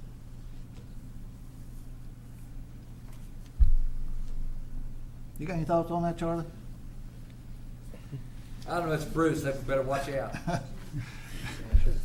Yeah, you know, I'm not so sure that it makes a whole lot of difference. Just do the zone change and do a plat, come Yeah. back, bring the plat back? You know, I'm not so sure it makes a lot of difference because they can't sell a lot until they have a final. So I mean, it may be that we just add a condition that simply says that we're deferring that, except that is our regulation. So I mean, it seems kind of odd for us to say, well, we're gonna defer a regulation that applies to everybody. I mean, that just seems odd to me. Now, if they wanna come back at the final and ask for a waiver and justify it, I think that's their right. And we're gonna hear the same kinds of discussion and arguments then that we're hearing now. But to actually say we're waiving it or deferring it, I mean, I don't think that's appropriate. That is the regulation.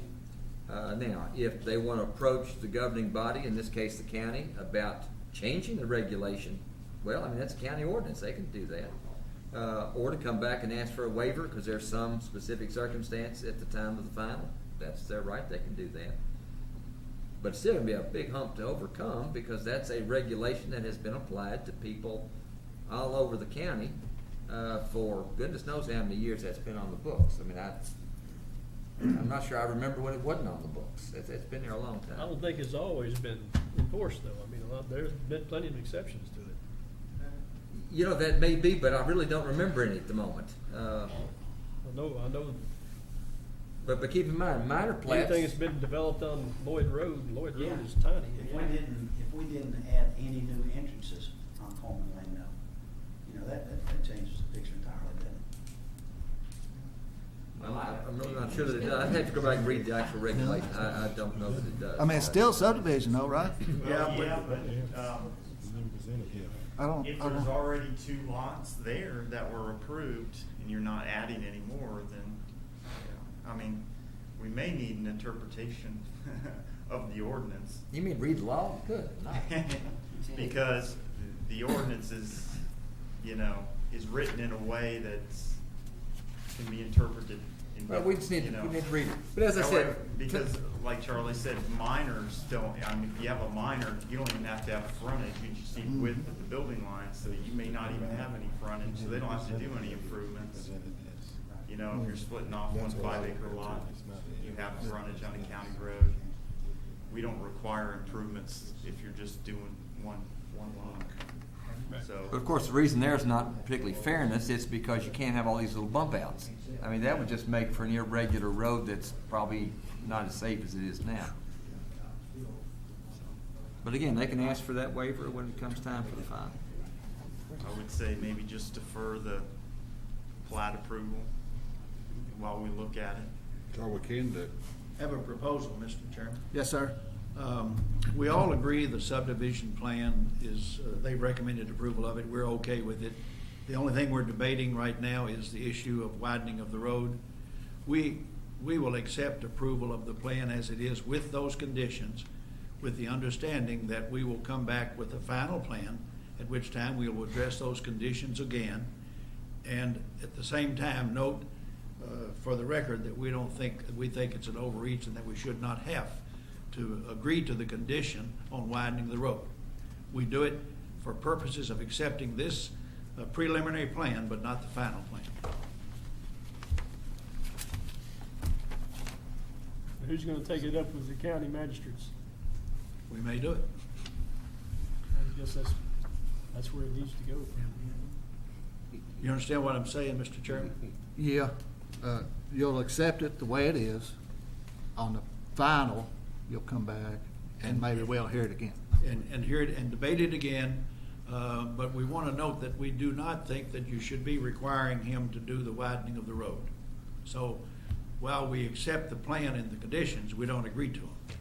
We accept that you're imposing them, yes. I would still argue that if you widen that road, that you've increased the value of those lots that border Coleman Lane. Then. That's not what we're talking about, Mr. Smith. Value. Talk about the road.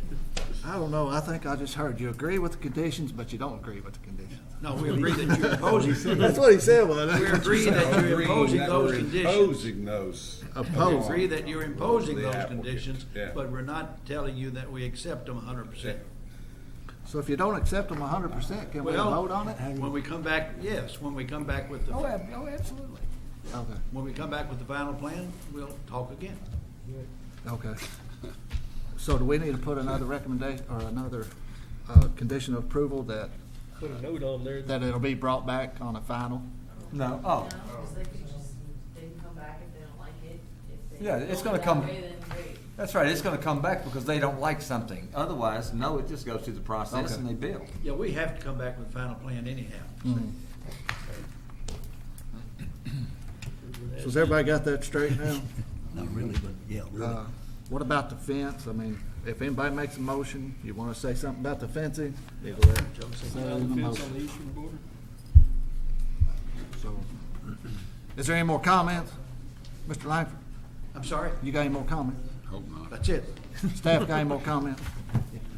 You got any more comments, Matt? I mean, I would just add that, I mean, if the applicant wants to talk to the county about widening that road or some sort of cost, sharing as far as widening the road, I mean, that doesn't impact my decision. I mean, they can do that if they want. If the county agrees to it, that's not a problem. The Oh, real I'd issue definitely is that go to there's the county. development along the road and the road doesn't meet county requirements. If it doesn't really matter how it gets brought up to standard. Mm-hmm. Okay. Does everybody See got how this? good you really are. Say what? We're gonna see how good you really are. I didn't say I was gonna do that. I said we could. Has anybody got any more discussion, a motion or something, or? Is this still a Hey, ZMA? Matt, I got one Yes. question. ZMA too? Well, we need to do the zone change first. Are we done We zone? already done did that. I don't have a number Let's go for a home. plat, for this plat application. It was only given the one number, when. For when both it was the filed. zone change and, That it was says it's discussed zone earlier, change too. and See, it's subdivisions the Okay. same. ZMA 2016. I know it's I- discussed, maybe- I know it's the maybe same, you can but, sign it. Well, just call it what it is and they can assign a number to it and Yeah, when they I get got back it there wrote down tomorrow. that way, so that's the way we're gonna vote on Yeah, it. same number on the preliminary subdivision. Yeah, that sounds good to me. PSP. So is anybody gonna make a motion, or? I'll make a motion to approve it under these circumstances, whatever you're gonna write out there. What did we decide on a fence? Motion by Mr. Cannon.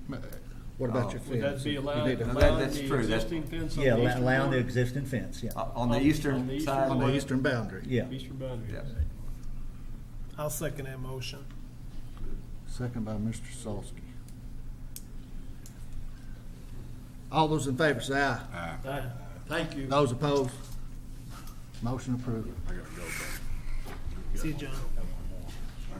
Make this last one quick. We got 10 minutes before 10. See you, John. I made my lunch. Get us out of here by 4:10. 8 minutes. Mr. Chairman, if I put on this conditions of approval where it says all fencing according to something or other, and I say except shared fence with Wise, won't that cover it? Sounds like. Yeah, I think so.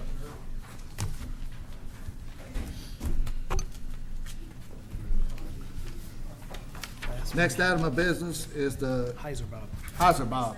Did I say that right? Yeah. Heiser Bob. Come back here, people. Oh, go get him, Megan. Go ahead, Matt. You All got right. like 2 minutes. We'll do what we can. Don't give him that long, Mr. Chairman, please. Minute and a half. The application before you here is a preliminary development plan for a, roughly 10,700 square foot building on a 3-acre lot on Triport Road. The current zoning and all of the surrounding zoning for this property is I-1 light industrial. The proposed building will only cover roughly 8% of the area on their lot, which meets our requirements. The applicant is proposing 9 total parking spaces, one of which will be handicap space, which meets our requirements. They're only required to include 6 spaces based on the number of employees that they have. Looking at the project site, I've outlined it in green here just so you have reference for where the project is located. As you can see, all the surrounding zones are I-1, and this is Triport Road here, and they'll have access directly off of that road.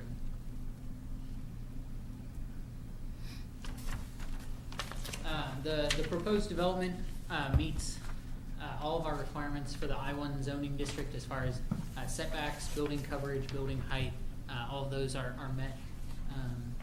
The applicant is also proposing that there be some outdoor storage on the project site, and they've already submitted an application with the Scott County Board of Adjustments for that storage, and that application will be heard on the September 1st meeting. When we look at the development plan for the site, really the only area where the application or the only reason this application can't go consent is because the applicant is requesting gravel, and hopefully we've come to an arrangement of paved and gravel areas that satisfies both the commission and the applicant. What we're proposing is this area here outlined in red be paved, and that covers basically the entrance, this one loading bay here, and then access in and out of these proposed parking spaces along here. That'll leave the applicant free to gravel this little triangle here, all of these storage areas here along the perimeter, and then these loading bays here on the side and the back could also be done in gravel. Is that different from the workshop now? It's slightly different from the workshop, yes. At the workshop, I was at that time I was recommending that they pave basically the entire area, but since this area here is the area that's likely to see the most traffic on a daily basis, I felt like it was maybe a good balance there. That's good. Oh, sorry. Just to point out what I've marked here. We left 9 feet here. I talked to Brent. 9 feet for backing out of this last parking space. That's why that's marked as 9 feet.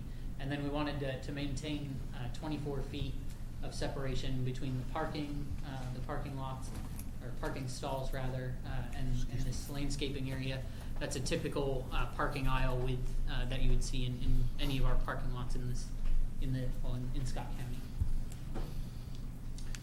County.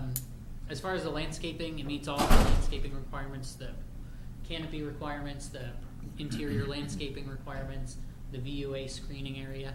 I did just want to note, as I did at workshop, that since they are proposing to use some existing landscaping to meet, particularly the VUA perimeter screening, that they just be aware that, should any of those trees die or, sudden, gaps, not in wintertime gaps become apparent, and you can start to, see more of the storage or the VUA from the roadway, from the right-of-way, that they be required to replace those and fill in those gaps, just so that screening is maintained.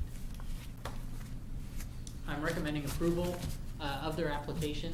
I'm also recommending approval of their waiver request to allow gravel sort of in the perimeter areas where they've marked it for storage, as well as some of that area kind of on where you get past the parking stalls. And I'm recommending approval with these conditions. The only one of which that's not a typical condition is that they go before the Scott County Board of Adjustment and abide by any restrictions that they might put on the application. Any questions from Matt? Questions? Well, I think for the record, we should note on these things as well that part of the reason we allowed gravel in those areas is because they handle heavy equipment, things with steel tracks. Yeah. And blacktop's not. I think You're gonna be treated very friendly by those. Whenever I think it might be appropriate when you make a motion, if you'd also note that they don't anticipate a lot of traffic in those areas as well, just so we have on the record why gravel was approved. Well, I think that way, also, should too, conditions change in the future, maybe with a different owner, we could have a standard by which to say this is where we do and don't require gravel. I think also too, there's already so many places out there that's got gravel already, so. Any more questions for Matt? Good job, Matt. Applicant? Y'all good with all the conditions of approval? Sounds good to me. Any more discussion? Anybody got anything else? If not, we'll take a motion. I'll make a motion to approve the application. Motion by Mr. Solsky. You can second it, or Who second? you can. Mr. Moran. Second by Mr. Moran. All those in favor say aye. Aye. Those opposed? Motion approved. Mr. Shirley has already left the building for the record. Left the building. And Doc is paid. Wait a minute, he's gonna buy me dinner. Wait a minute. The last thing we had was the bylaws proposed change. No, he's not done. And Charlie had a few concerns about the proposed requirement for attendance, just since planning commission members are appointed by city and county legislative bodies. He wanted to look more into whether you can, require an attendance and remove people if they didn't attend. So Charlie asked that we postpone it until next month so we can do a little research. And I tried today to do for a while, and I couldn't find a thing. But in effect, you would be placing conditions on their appointees, and I'm just not so sure you might, well, I'm just not sure you can do that, but we can try to check on that a little bit more carefully next week. I think in my opinion, it's too many times. So we need to cut it shorter. Well, and I understand that, but again, that's their appointees, so. That's it, ain't it, Joe? That's it. Meeting adjourned. But the Hallelujah. other problem is there, 10 o'clock. we live forward.